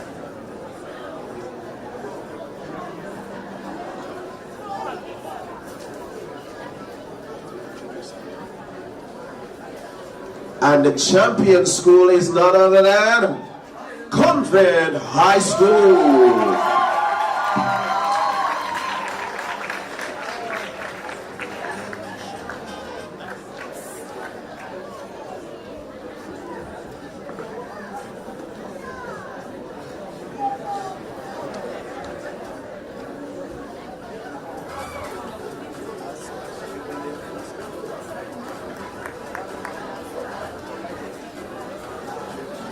Secondary School Under 20 Netball Championship. Most outstanding shooter goes to Kenya John from the Convent High School.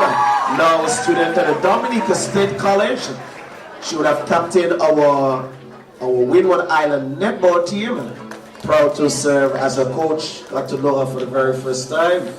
Disciplined and dedicated young lady, Kenya John. Stay right there, Kenny. Stay right there. Most valuable player also goes to Kenya John.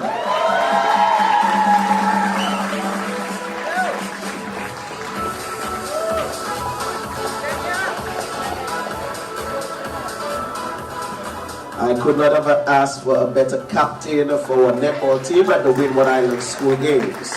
Playoff winner is the Convent High School.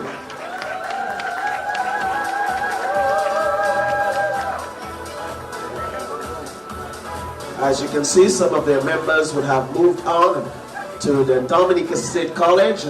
So it will be battle in that category between college and convent. Looking forward to see that matchup. The runners-up in the Under-20 Girls Netball Championship is the Portsmouth Secondary School.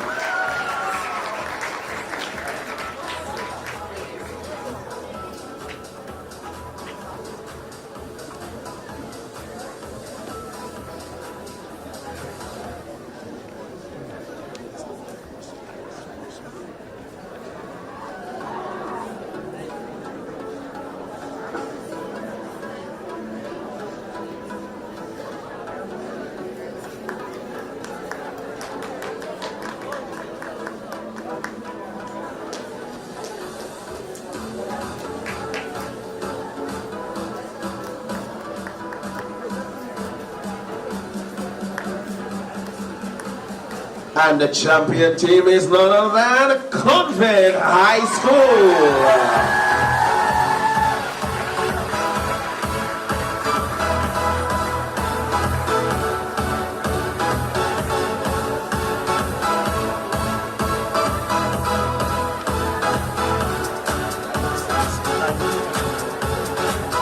We say thank you to Honorable White for her service.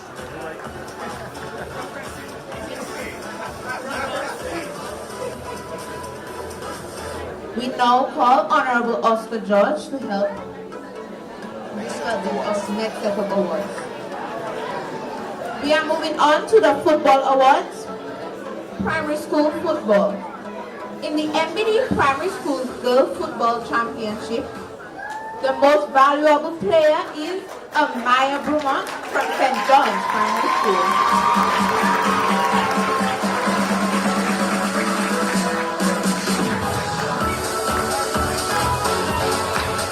Don't go too far, Amaya, as Amaya also scored the most goals in this championship.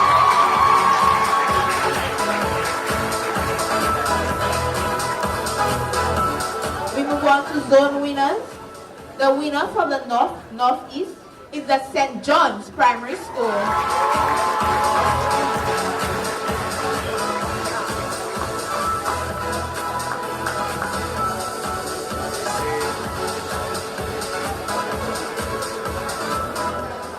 And we see Gianna Joseph joining them there.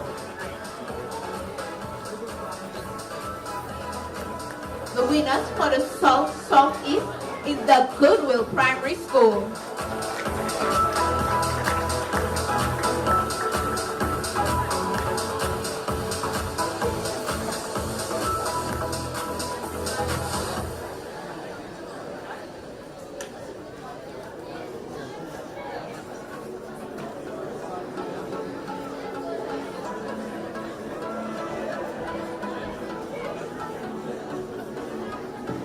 champions of the MBD Primary School Girls Football is St. John's Primary School.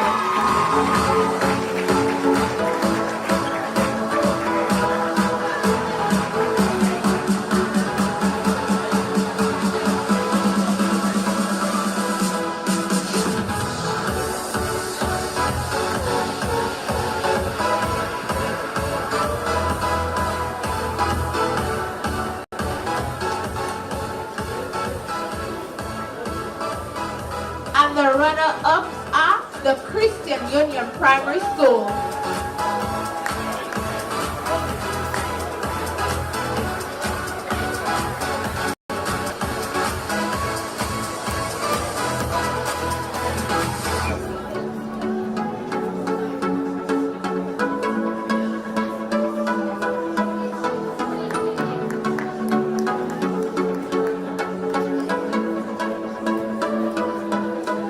On to the MBD Primary Schools Boys Football Championship Development Division, and the most valuable player is Eric Philogen from the Colio Dubla Combine.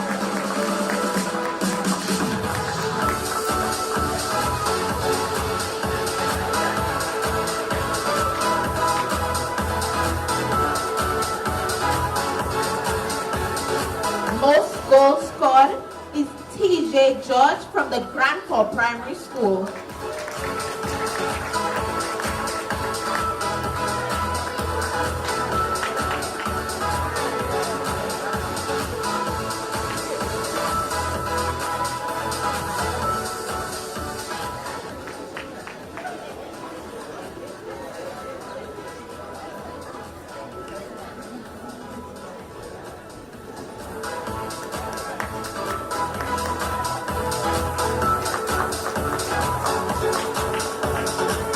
The best goalkeeper is Clan Bruman from the Baroness Patricia Scotland and Thibault Combined Primary Schools.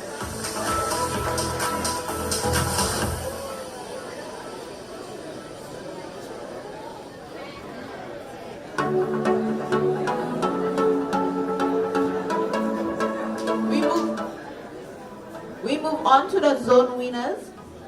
The Northeast and Northwest Development winners are 2 Black Hollyhock Combined Primary School.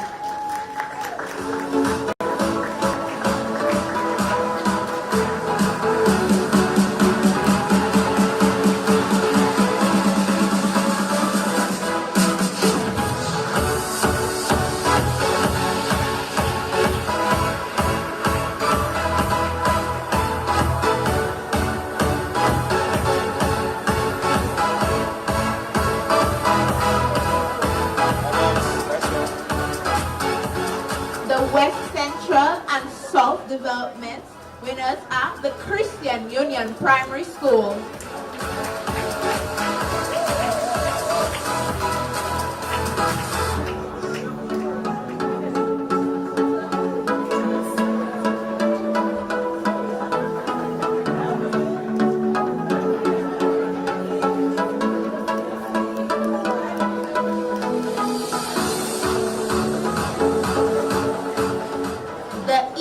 Southeast winners are Mont John Primary School.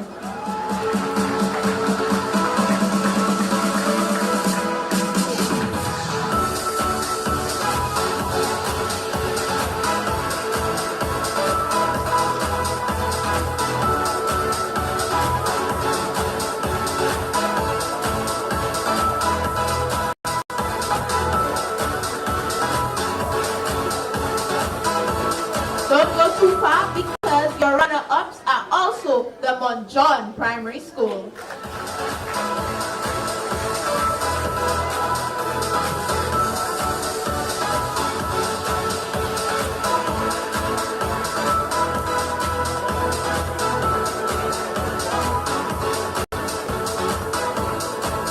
And the champions of the MBD Primary Schools Boys Football is 2 Black Colio Combined.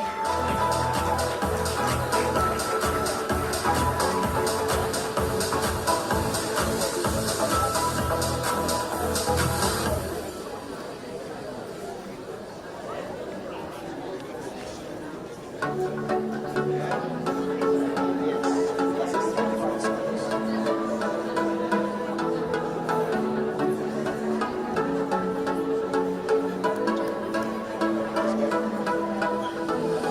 moving on to the MBD Primary Schools Boys Football Championship Division 1.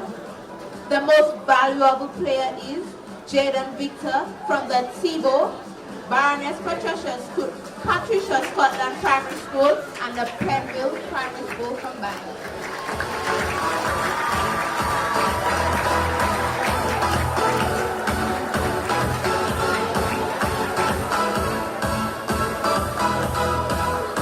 As you can see, he has graduated and now attends the Portsmouth Secondary School.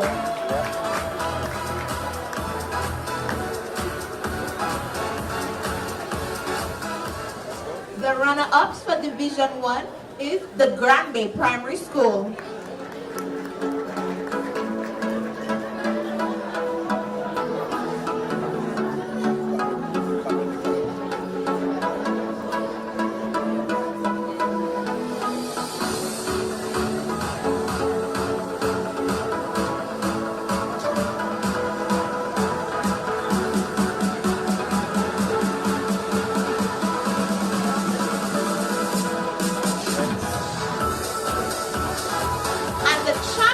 Of Division 1 is the Baroness Patricia Scotland Primary School, Thibault Primary and Penville combined.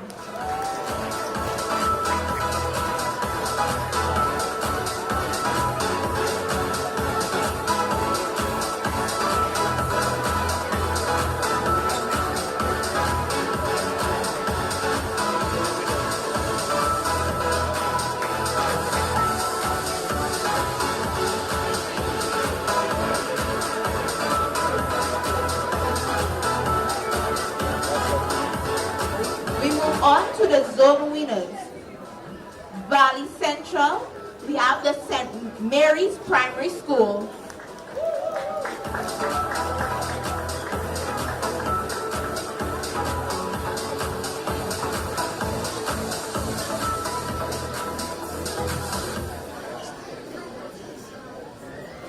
North and Northeast, we have the Roosevelt Douglas Primary School.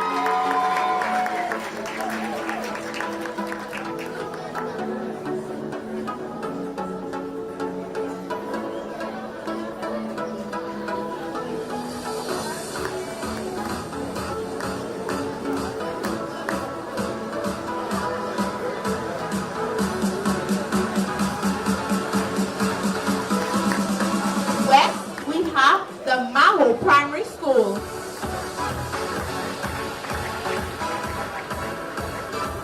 East and Southeast, we have the Cassie Bruce Primary School.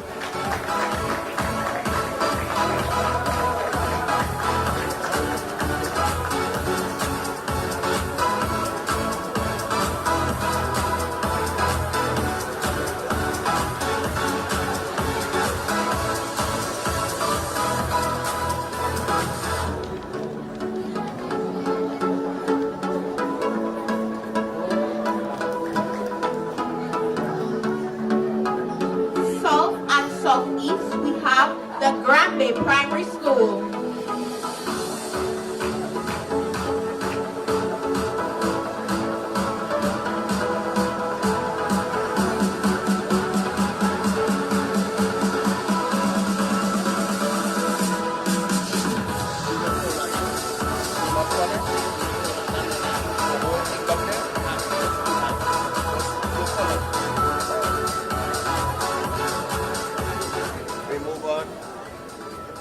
We move on to the secondary schools football.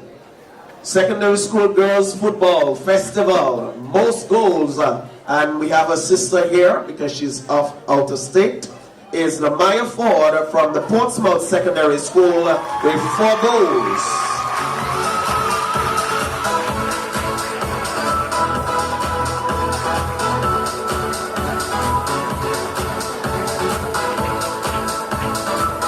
Runners-up for the football festival among our girls is the Portsmouth Secondary School.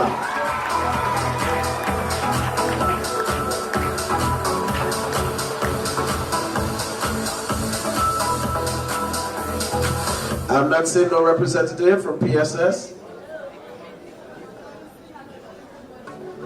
Please, all recipients of awards, pay attention to the program so we can smooth nicely and flow nicely.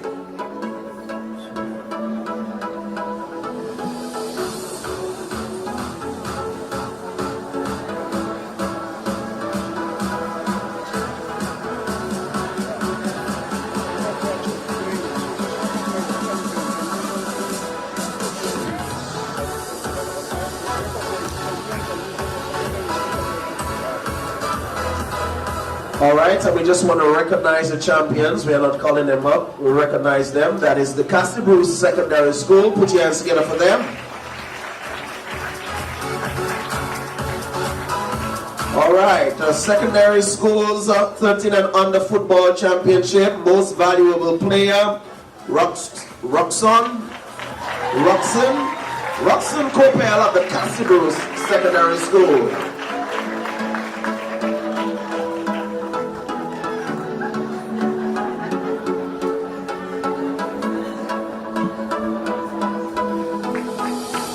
Will also receive the trophy for the most goals scored.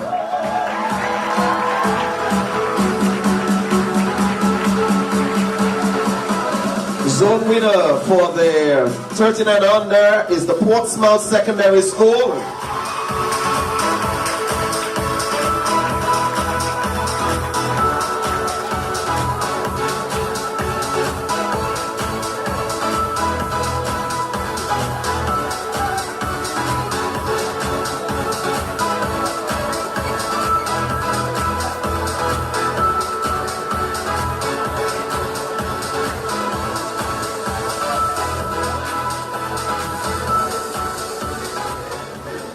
Exciting finals that were carried live via the Dominican Broadcasting Station. The runners-up are also the Portsmouth Secondary School.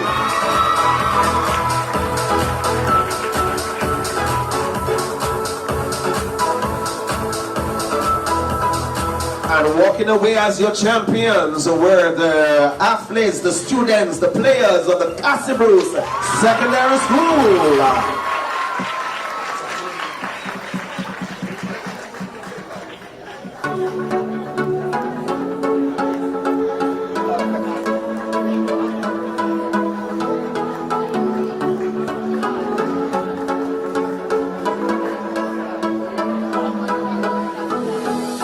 Yes, sir. Castle Bruce is there in the numbers. It was a wonderful finals. I watched it. This is something I encourage the sports division to continue doing, bringing their games alive. Secondary schools under 15 football championship. Most valuable player, Taran George of the Castle Bruce Secondary School. When it comes to football, Castle Bruce rules.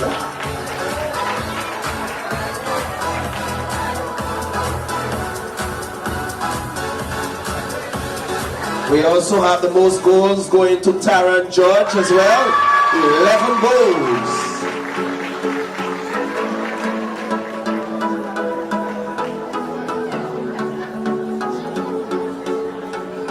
Champion, Castle Bruce Secondary School.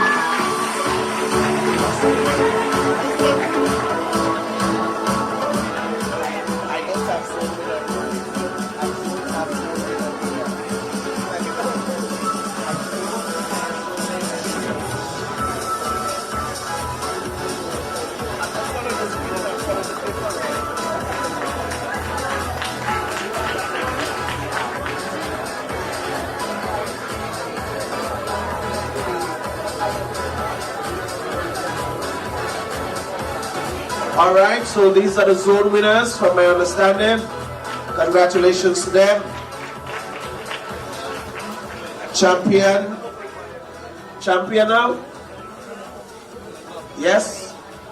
Champion, Castle Bruce Secondary School.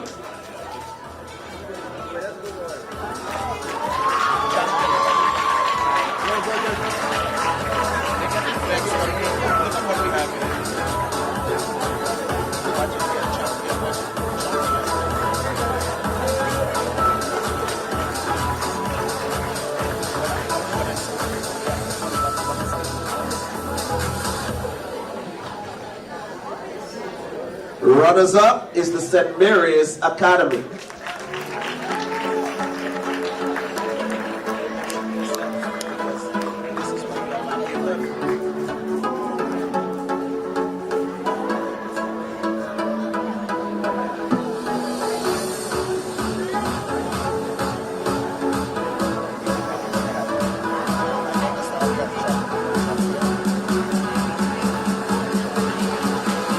Champion, Dominica Grammar School.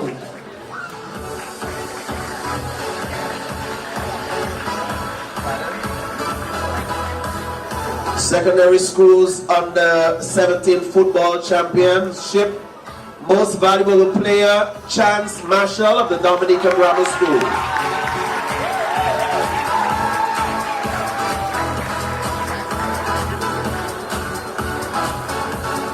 We were told that Chance had an accident, and so we want to wish him a speedy recovery.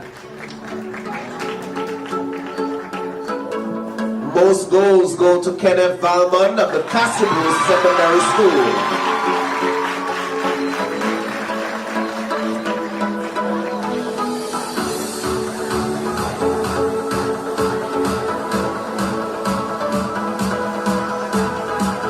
Zone winner, Dominica Grammar School.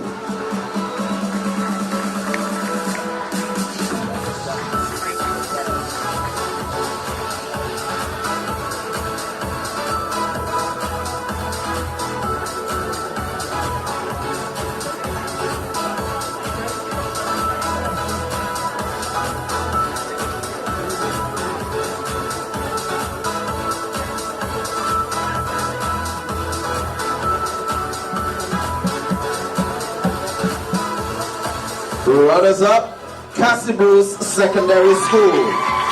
Not to go too far, not to go too far.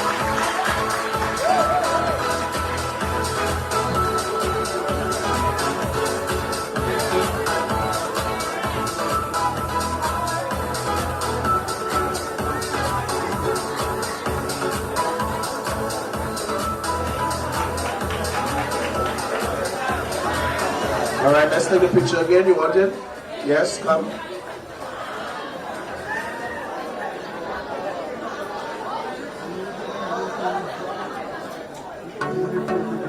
The boys came here for the candid moment, so we don't want to rob them of that. Secondary schools under 20 football. Most valuable player, Kian Thomas of the Dominica State College.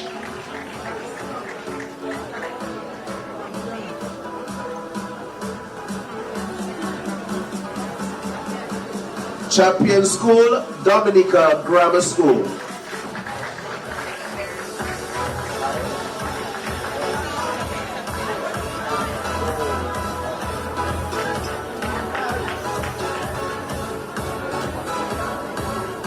Congratulations to Grammar School. That too was a very nicely contended match that was carried live across the airwaves.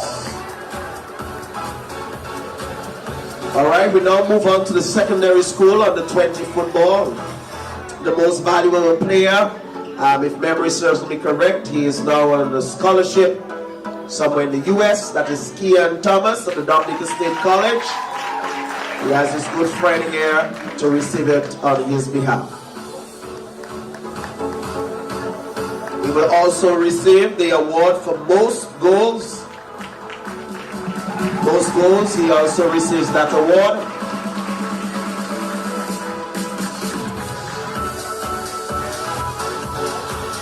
Zone winners. In Zone A, we had the Dominica Grammar School.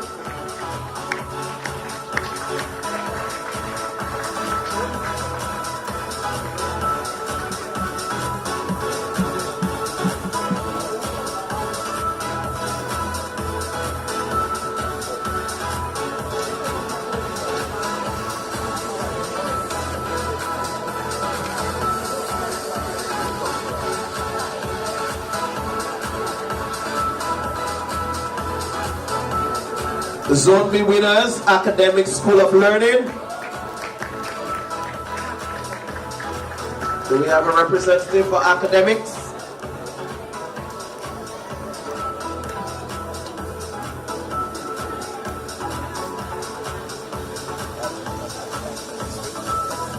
Runner-up, Dominica Grammar School. Come on, don't let it die. Keep the hype.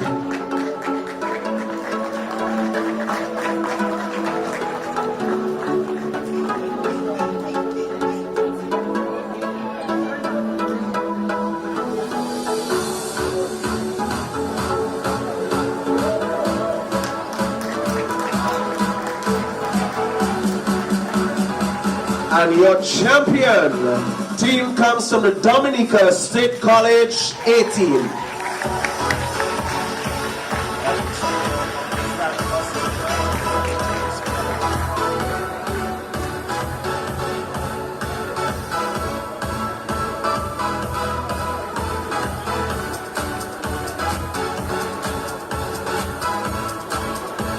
We say thank you to Honorable Oscar George for assisting us with those awards.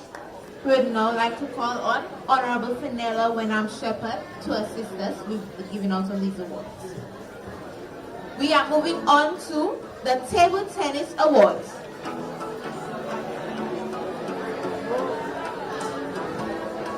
In primary school table tennis festival, the zone winners female are East Cynical Primary School.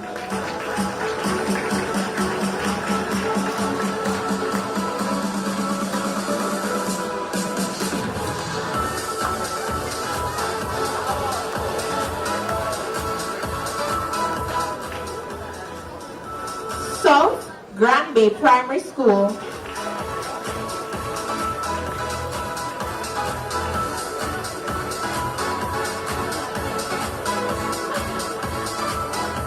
Southeast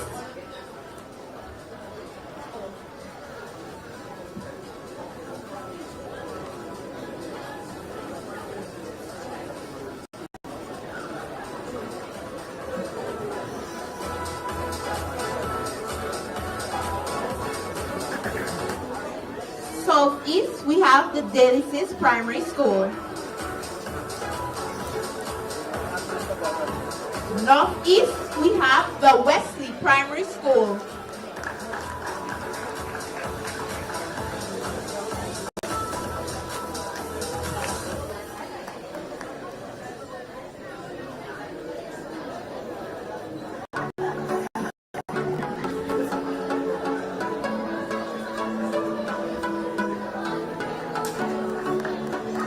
North A, we have the Penville Primary School.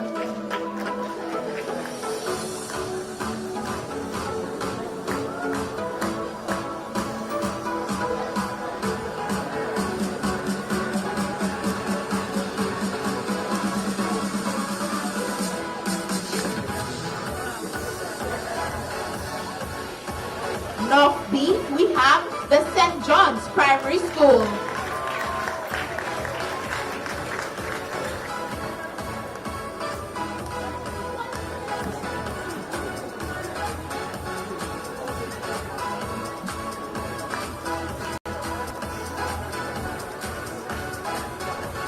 Southwest, we have the Girardel Primary School.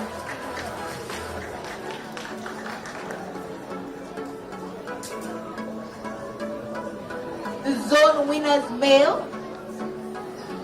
East, we have Cynical Primary School.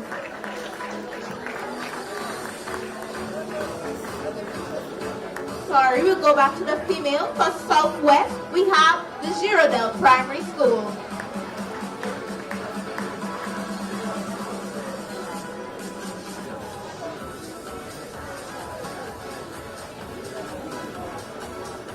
Now we move on to the zone winners male.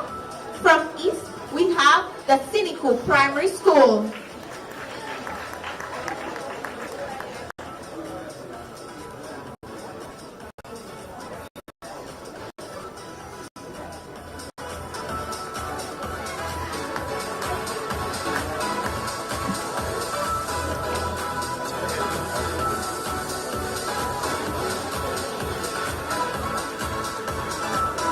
So we have the Grand Bay Primary School.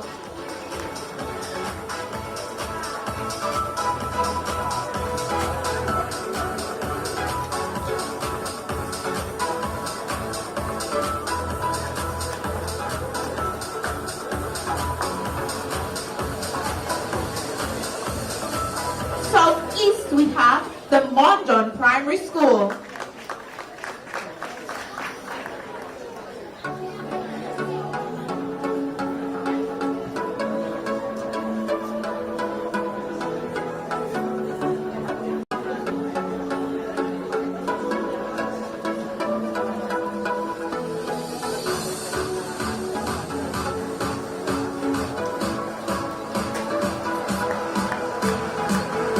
Northeast, we have the Will Stratmore Stevens Primary School.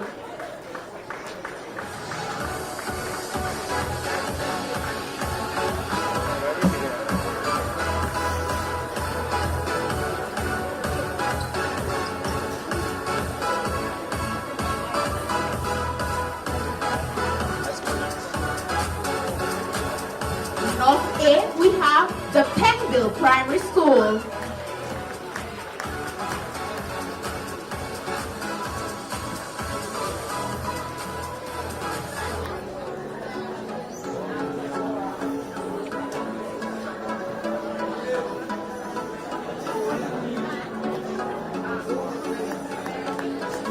North B, we have St. John's Primary School.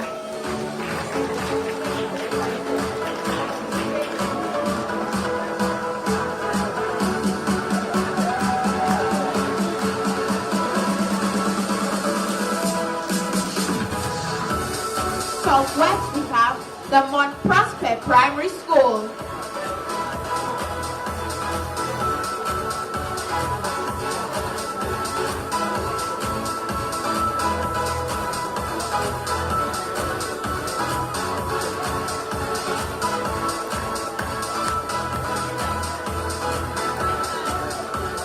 We move on to the primary school table tennis open singles championship female. The runner-up is Sarah Dubois from the Penville Primary School.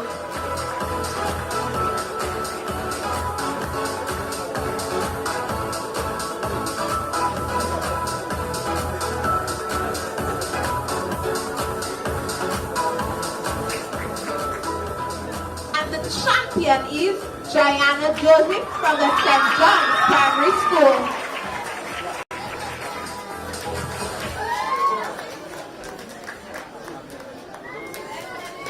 We move on to primary school table tennis open singles championship male.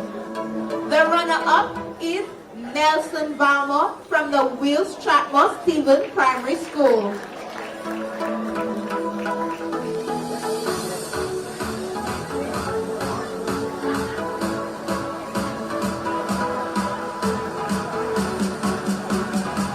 And the champion is Messiah Gaspar from the Will Stratmore Stevens Primary School.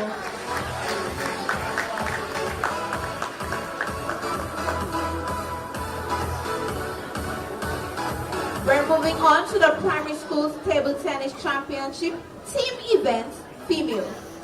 And the runner-up is the St. John's Primary School.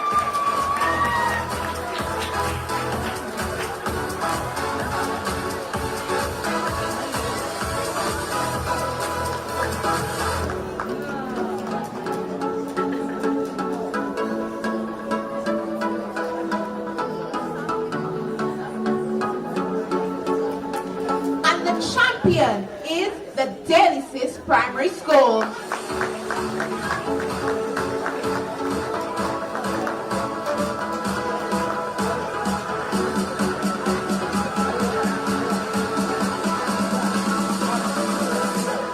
We move on to the primary school's table tennis championship team events male. The runner-up is the Cynical Primary School.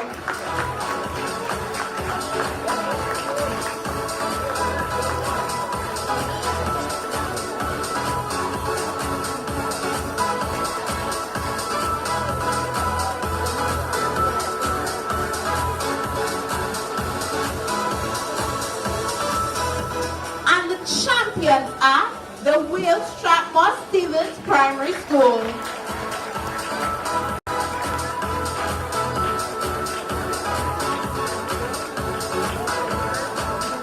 We get ready to move on into the secondary schools table tennis. Secondary School's table tennis on the 14 female. Runner-up, Portsmouth Secondary School.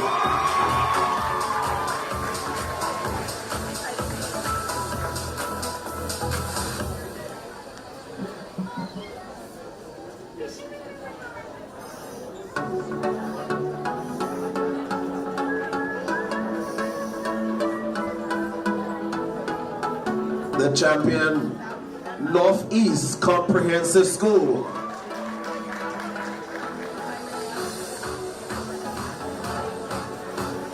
And we're losing the hype. We have to keep the hype going.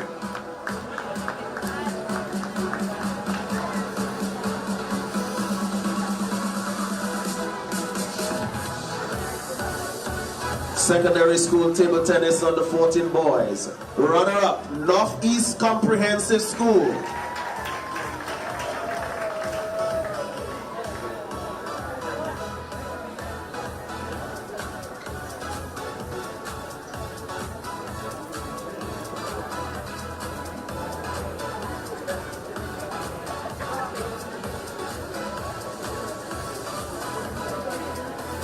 Well, Northeast came well prepared because they also took the championship trophy as they had two teams in that event. Northeast, so I guess one is B and one was A.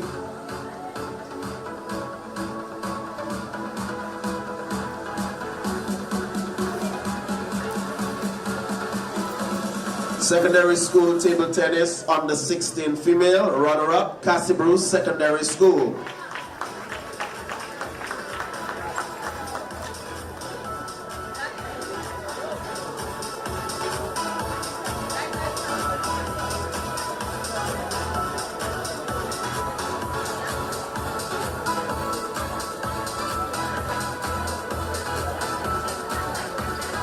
The champions are the Northeast Comprehensive School.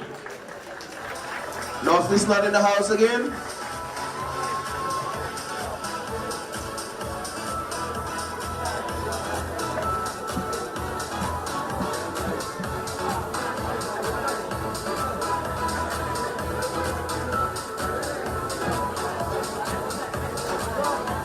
Under 16 male runner-up, the Portsmouth Secondary School.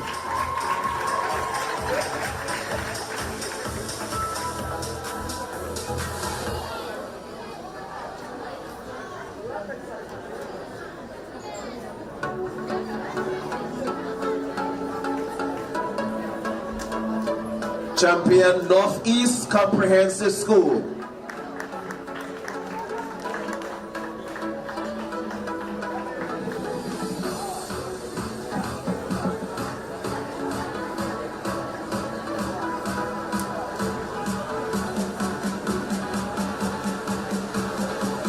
Under 20 female runner-up, Portsmouth Secondary School.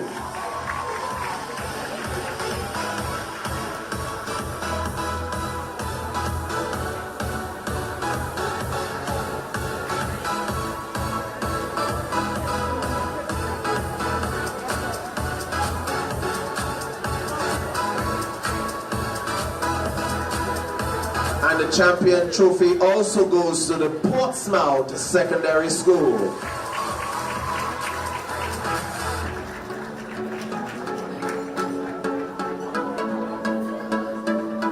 Under 20 males, runner-up, Isaiah Thomas Secondary School.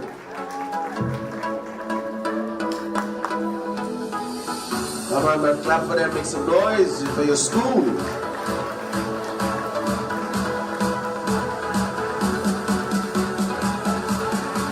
The championship trophy will go to the Portsmouth Secondary School.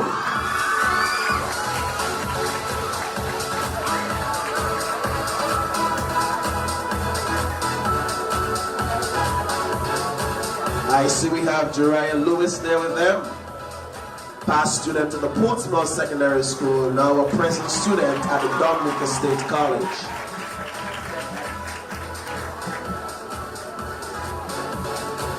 Open singles female, the runner-up is Elise Charles of the Northeast Comprehensive School.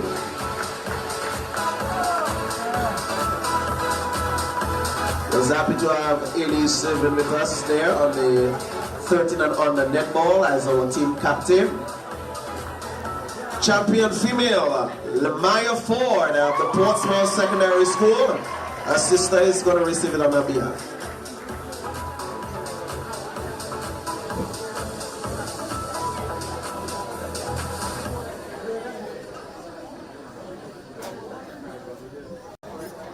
Open singles male, runner-up, Wilfrandi Diaz of the Portsmouth Secondary School.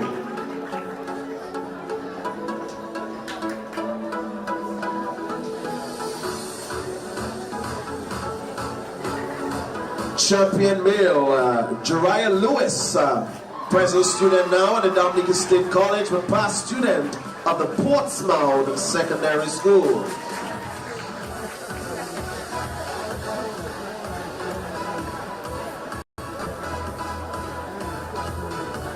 Secondary Schools Table Tennis Mixed Doubles, runner-up, Jerry Prince and Daniqua Harriet of the Northeast Comprehensive School.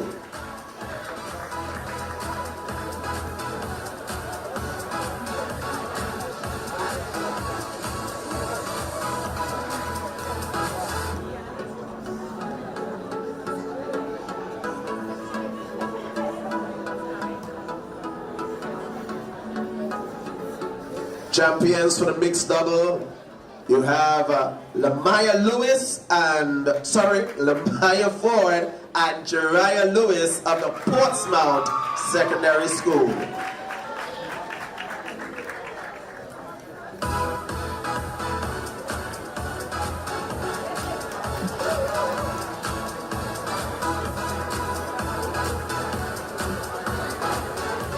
We say thank you to the Honorable Fidel Wenham Shepherd for assisting us with those awards.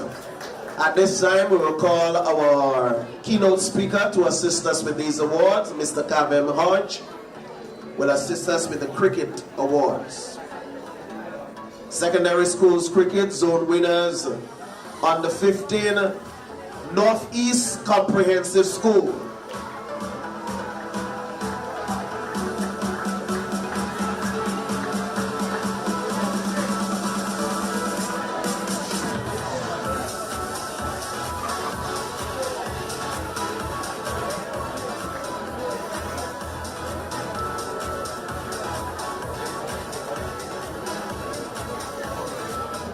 Runner-up, Cassibro Secondary School.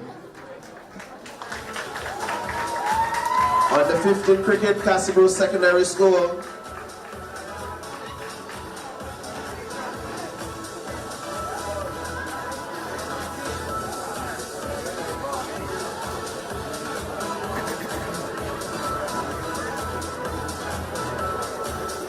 The champions are the Northeast Comprehensive School.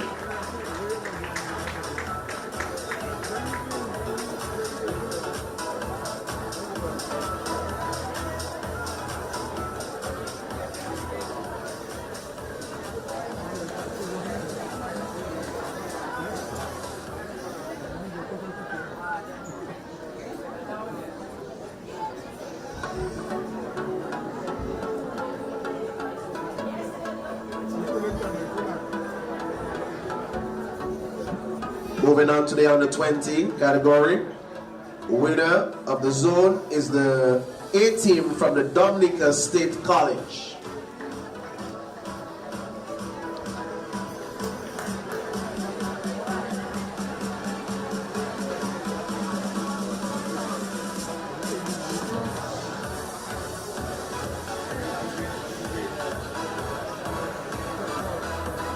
Winner of Zone B is Academics.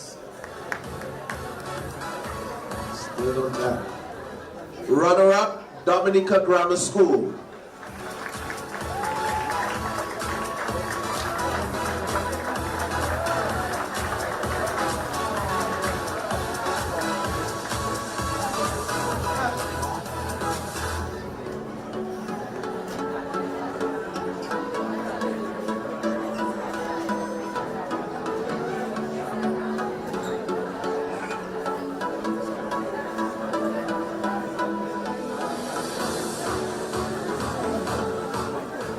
And the championship trophy will go to the Cassie Secondary School.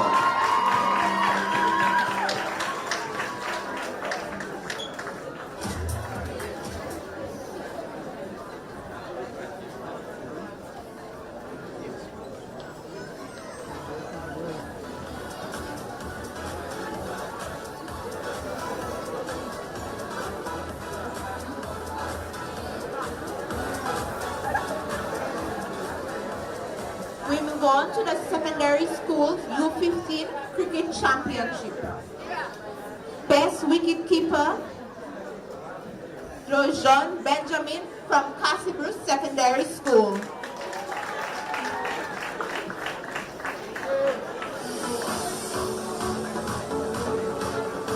Sorry, Dewan Benjamin from the Cassibru Secondary School.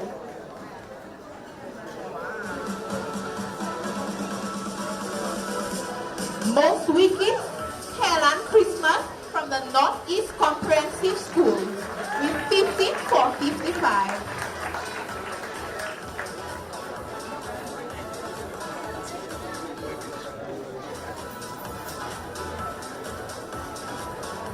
Wait right there, because highest individual score goes to Helen Christmas from the Northeast Comprehensive School with 62 runs. And stay right there again, because highest aggregate goes to Kellan Christmas from Northeast Comprehensive with 107 runs. And again, best all-rounder goes to Kellan Christmas from Northeast Comprehensive School, 107 runs and 15 for 55. Centurion Kenny Valmont from the Cassibru Secondary School with 107 runs.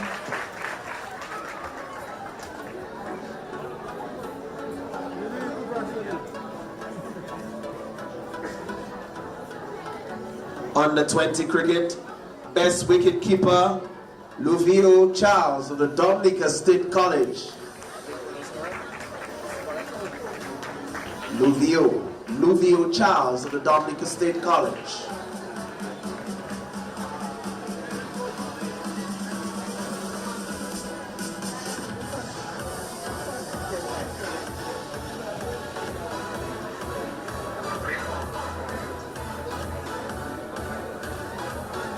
That's a representative.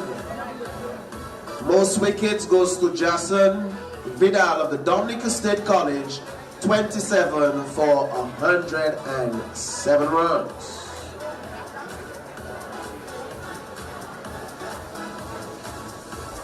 Yes, he's representing his school here today and taking the absentees awards. Highest individual score goes to Kenneth Valmont of the Cassibru Secondary School. He made 108 runs.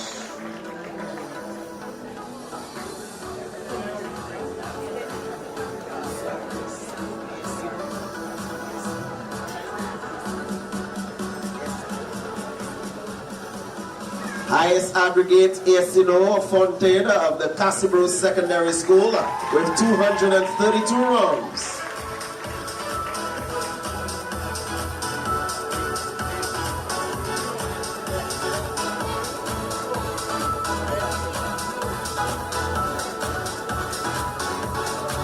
Best all-rounder also go to Asino Fontaine of the Cassibru Secondary School, 232 runs and 10 for 88 runs. We say thank you to Mr. Kevin Hodge for assisting us with those awards. We now call Honorable Gary Lloyd to help us distribute the volleyball awards. We start with primary schools volleyball. Your zone winners, female, are West,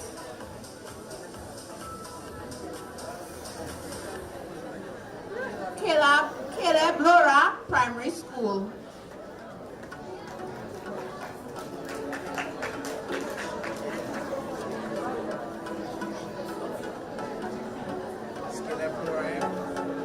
Caleb Laura, are they here? No? We move on to West Male Grand Park Primary School. Let's get the energy up, guys.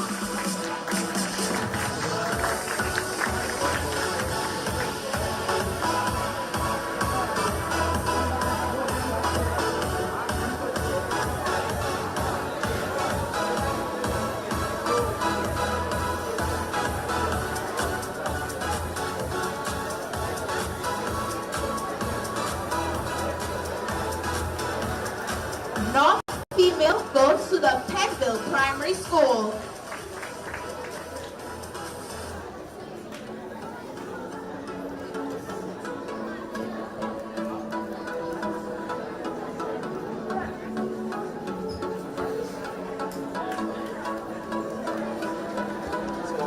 North male goes to the Cynical Primary School.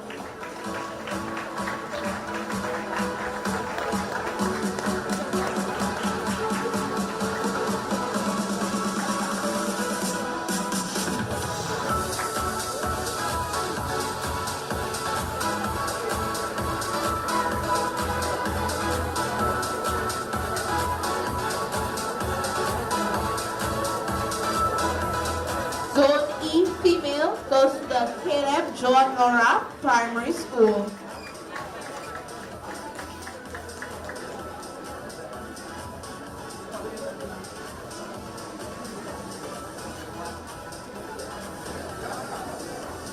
Okay, we are moving on to the secondary schools volleyball. Female most valuable player, Gordisha Joseph of the Northeast Comprehensive School. We have a representative coming to raising that award on her behalf.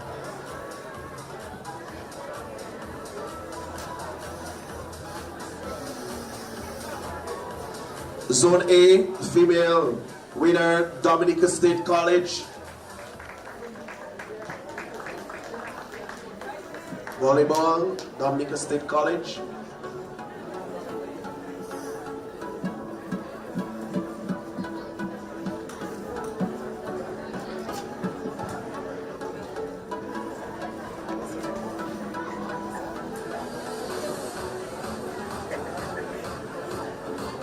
That's Kelda Sorrento. She was part of our volleyball team across there at the Windward Island School Games. Zone B female, Isaiah Thomas, Secondary School.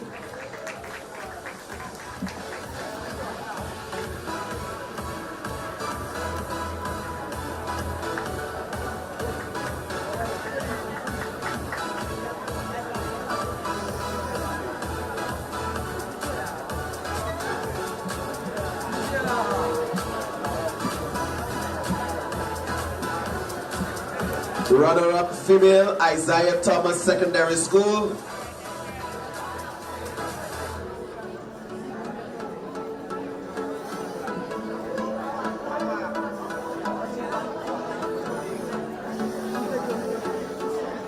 Champion female, Dominica State College.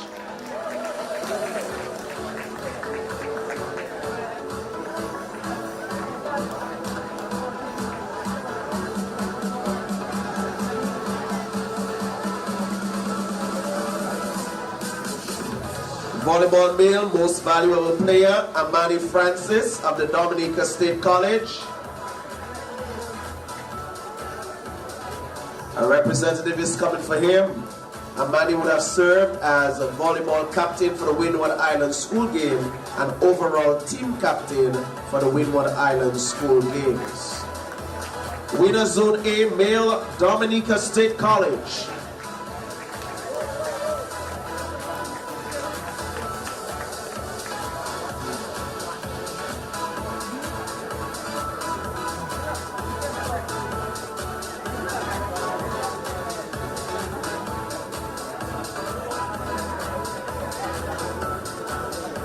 Winner Zone B, Isaiah Thomas, Secondary School.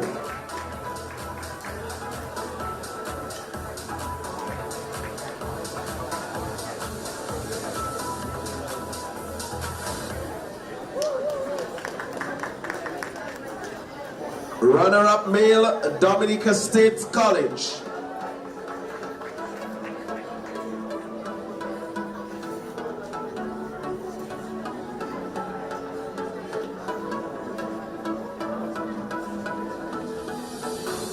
We're losing the energy, folks. Bring back the energy.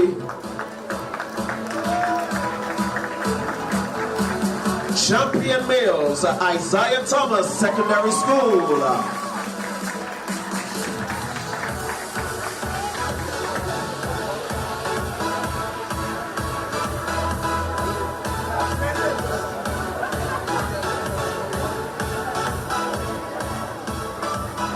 Thank you, Honorable Director. We now call Honorable Fidel Grant to help assist us in the distribution of the basketball awards.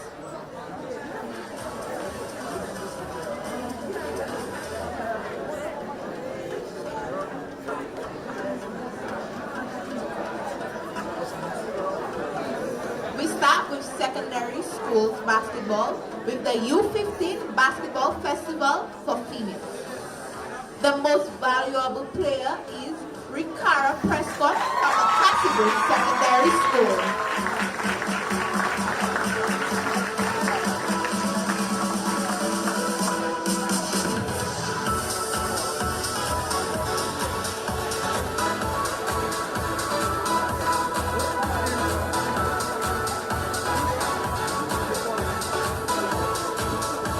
Runner-up female is the Portsmouth Secondary School.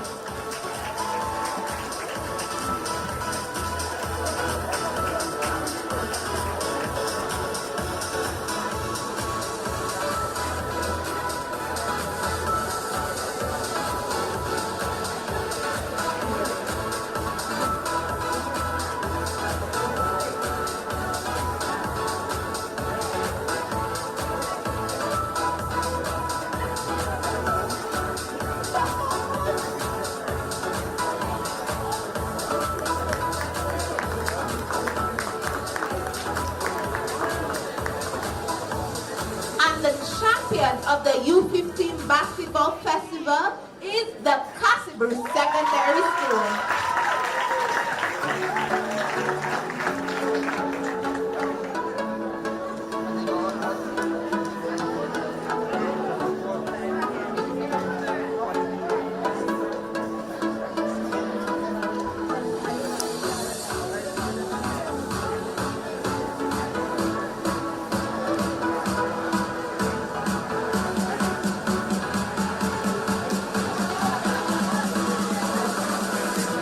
We move on to the secondary school U15 Basketball Festival male.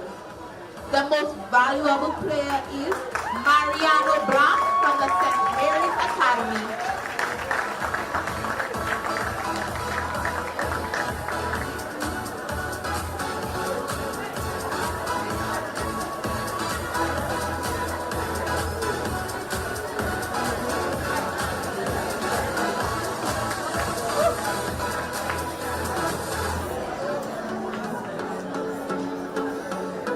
And the runner-up is the Portsmouth Secondary School.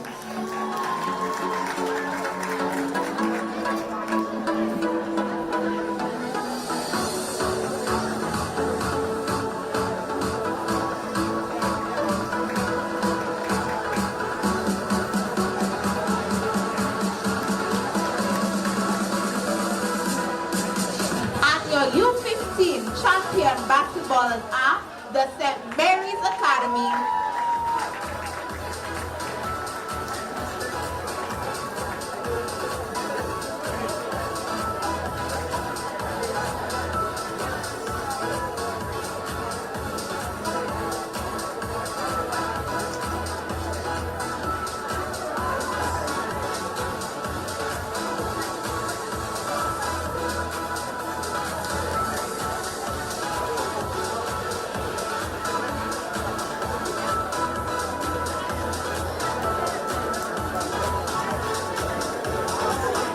We move on to the secondary school U20 basketball female.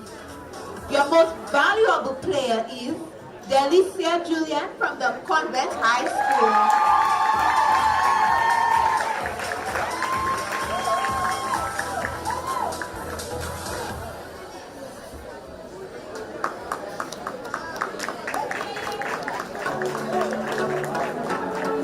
At the top scorer is Lemaya Ford from the Portsmouth Secondary School.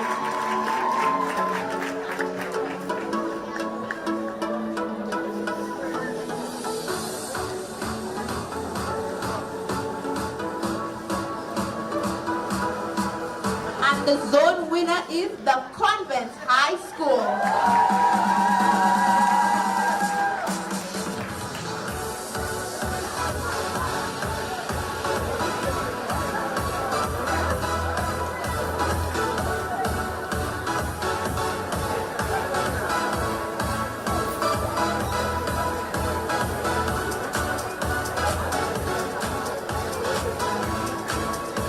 Stay right there because the runner-ups are the Convent High School.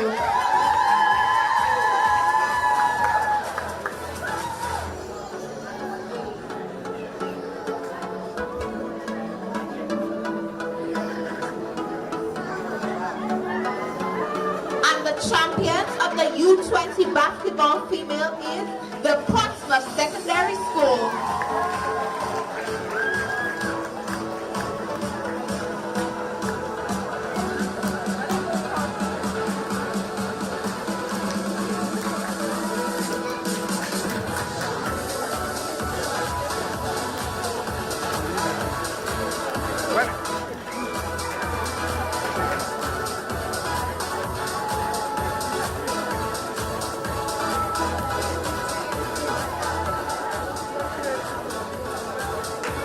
And secondary school U20 basketball male, the most valuable player is Meshach Dubule from the Isaiah Thomas Secondary School.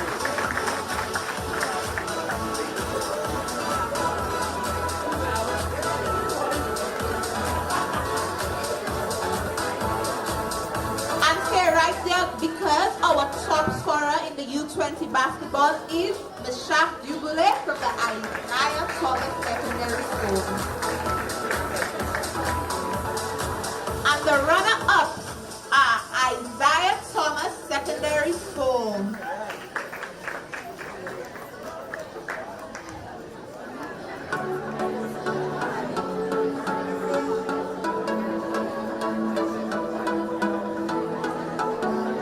And the zone winner is the Dominica State College.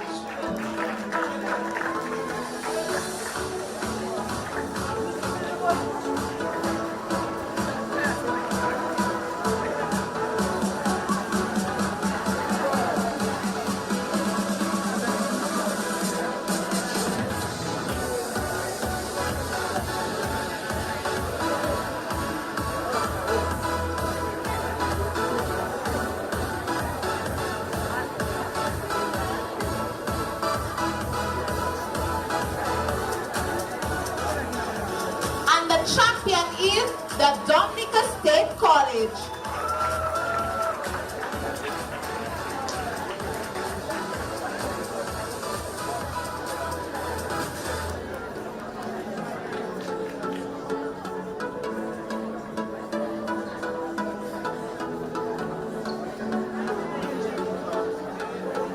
We will now do the primary school's mini basketball female. The zone winner is from Northeast Will Strathmore Stevens Primary School.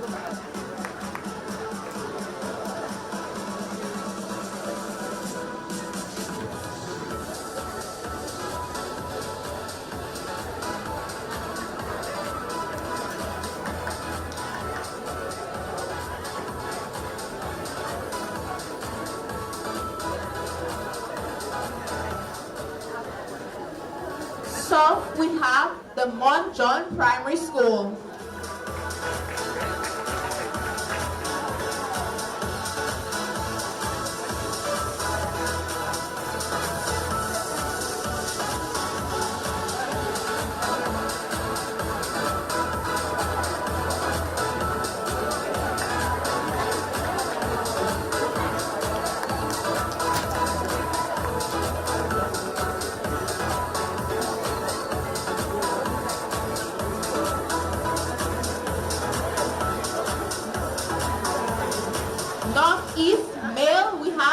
Will Stratmore Stevens Primary School.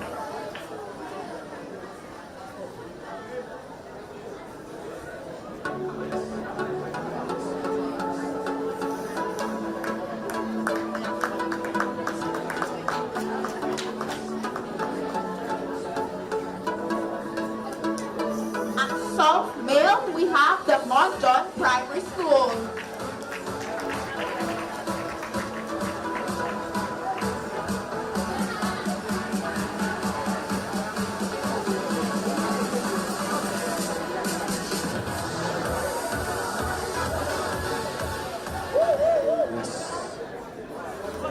Yes.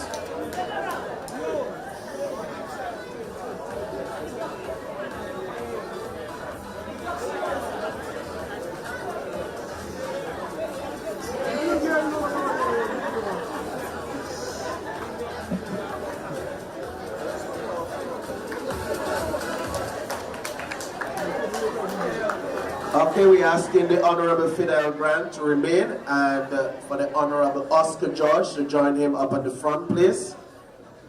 The Sports Division is pleased to announce that this year we are adding an additional award. And this award is going to be presented to the top primary school and the top secondary school. Those that have been put forward for the School of the Year in Sports Primary School nominees are Cynical Primary School. We're just applauding them, eh? We're not calling them yet. The next one, the St. John's Primary School. And lastly, among the three nominees, we have the Will Stratmore Primary School. And the winner is, over to you, Honorable Oscar George. He's opening to go announce.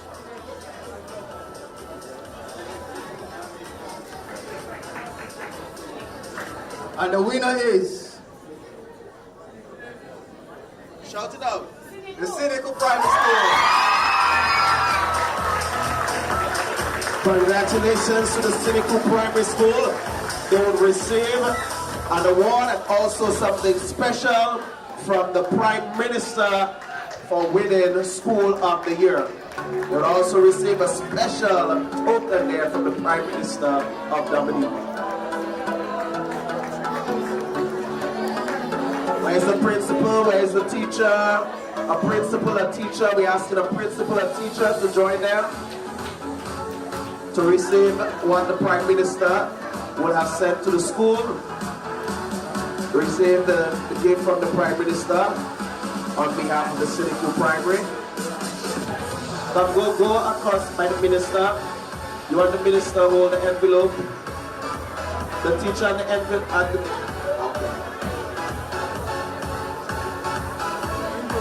all right.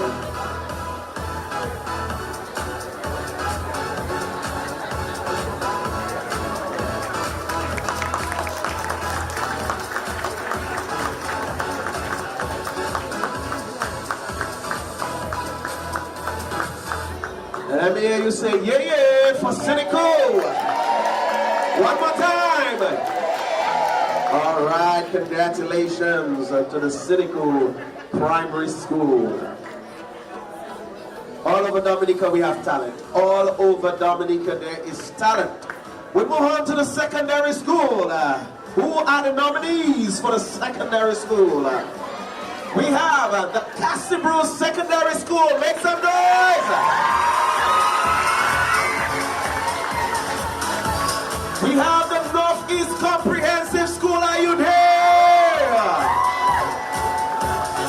And today couldn't be going to the Portsmouth Secondary School. Your guess is as good as mine as Honorable Oscar George come to announce the winner. And he's breaking it. It's breaking. It's breaking. It's broken. It's going to be spoken now. This is a tight one. He said this is a tight one. A tight one. Who is it? The Castlebrue Secondary School. Yeah! Castlebrue coming up, man. who stay sitting down, you are the champions. The champions. They too will also be receiving a special gift there, compliment the Prime Minister of Dominica. So we have a teacher with them, the principal, a teacher, the principal, with the students, please. Okay, the head of department of sports is here. All right. Is that person at the front, Mr. Uni? He's coming, he hasn't reached yet. Okay.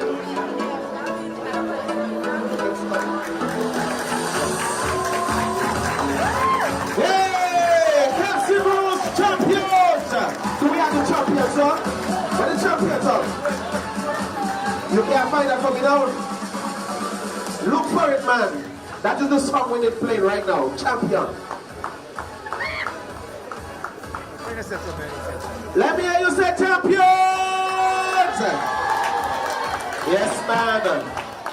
In order for you to win this award, people, participate in all the sports division activities. Participate. Because you see, not coming only with an award, it's coming with something from the Prime Minister. Yes, that you can use. So you have to participate in all the awards. Come on, do the dance, that's your boy, Cassius. Do the dance, do the dance, do the dance. Thank you, Honorable Oscar George and Honorable Fidel Grant, for your assistance. Champion. Oh yes, Cassius did it in a big way.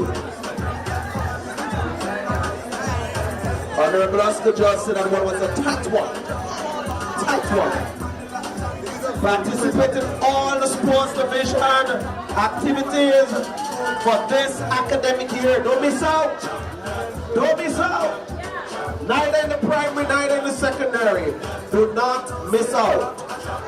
At this time, who do we call my host?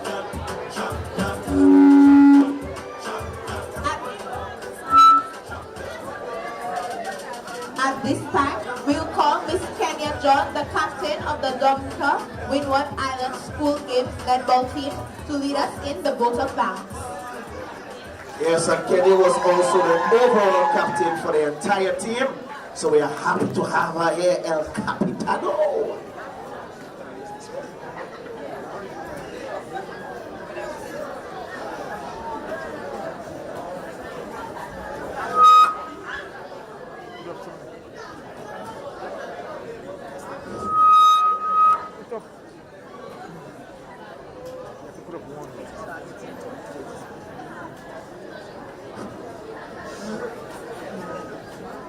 Good afternoon, everyone. The success of school sports in Dominica does not only benefit the staff, the sports division, Ministry of Sports, and by extension, the government. Among the greatest beneficiaries are the student athletes who engage in the various sporting activities throughout the academic year. For this reason, it pleases me greatly to be the one selected to deliver these words as an expression of our gratitude. To the representative of the Honorable Prime Minister, we are indeed grateful to you for gracing us with your presence and for your words of encouragement. Honorable Greta Roberts, we are always honored whenever we are graced with your presence, and today, coupled with your remarks, give us even greater pleasure. To the Honorable Fenella Wenham Shepherd, we are pleased with the comfort of the venue situated in your constituency and the remarks as parliamentary representative. They both made us feel truly welcome and trust that your constituency will be considered for hosting for future ceremonies for the school sports award.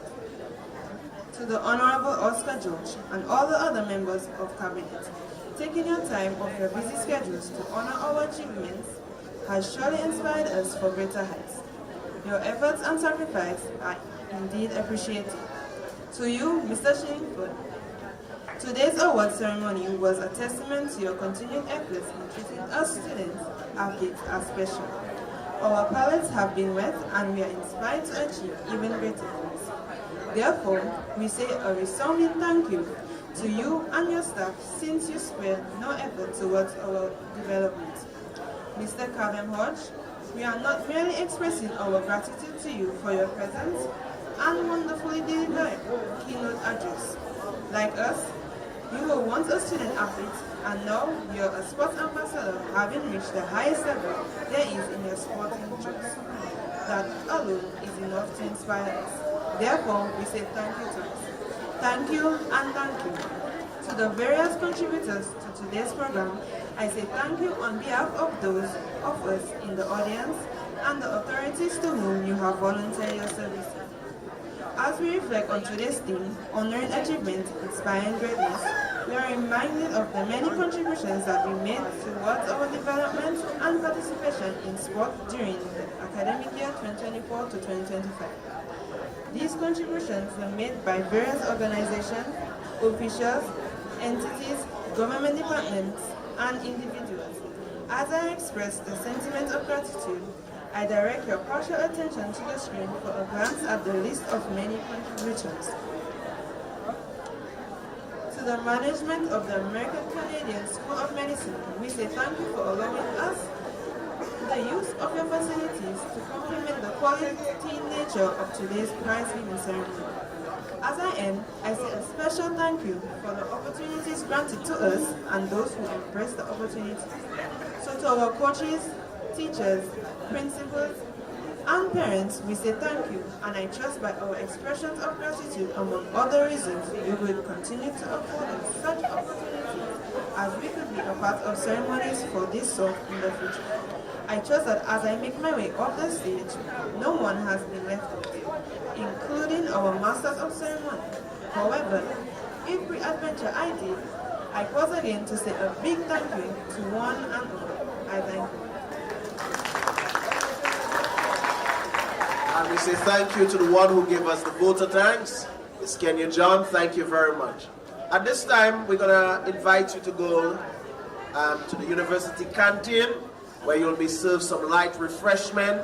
We thank you for your participation in this year's 30th Annual School Sports Awards. Okay, hold on. Please hold on. We would like to allow our honorable ministers to leave first. Can you assist us there, sports division staff? Tell the students to hold up. They hold up.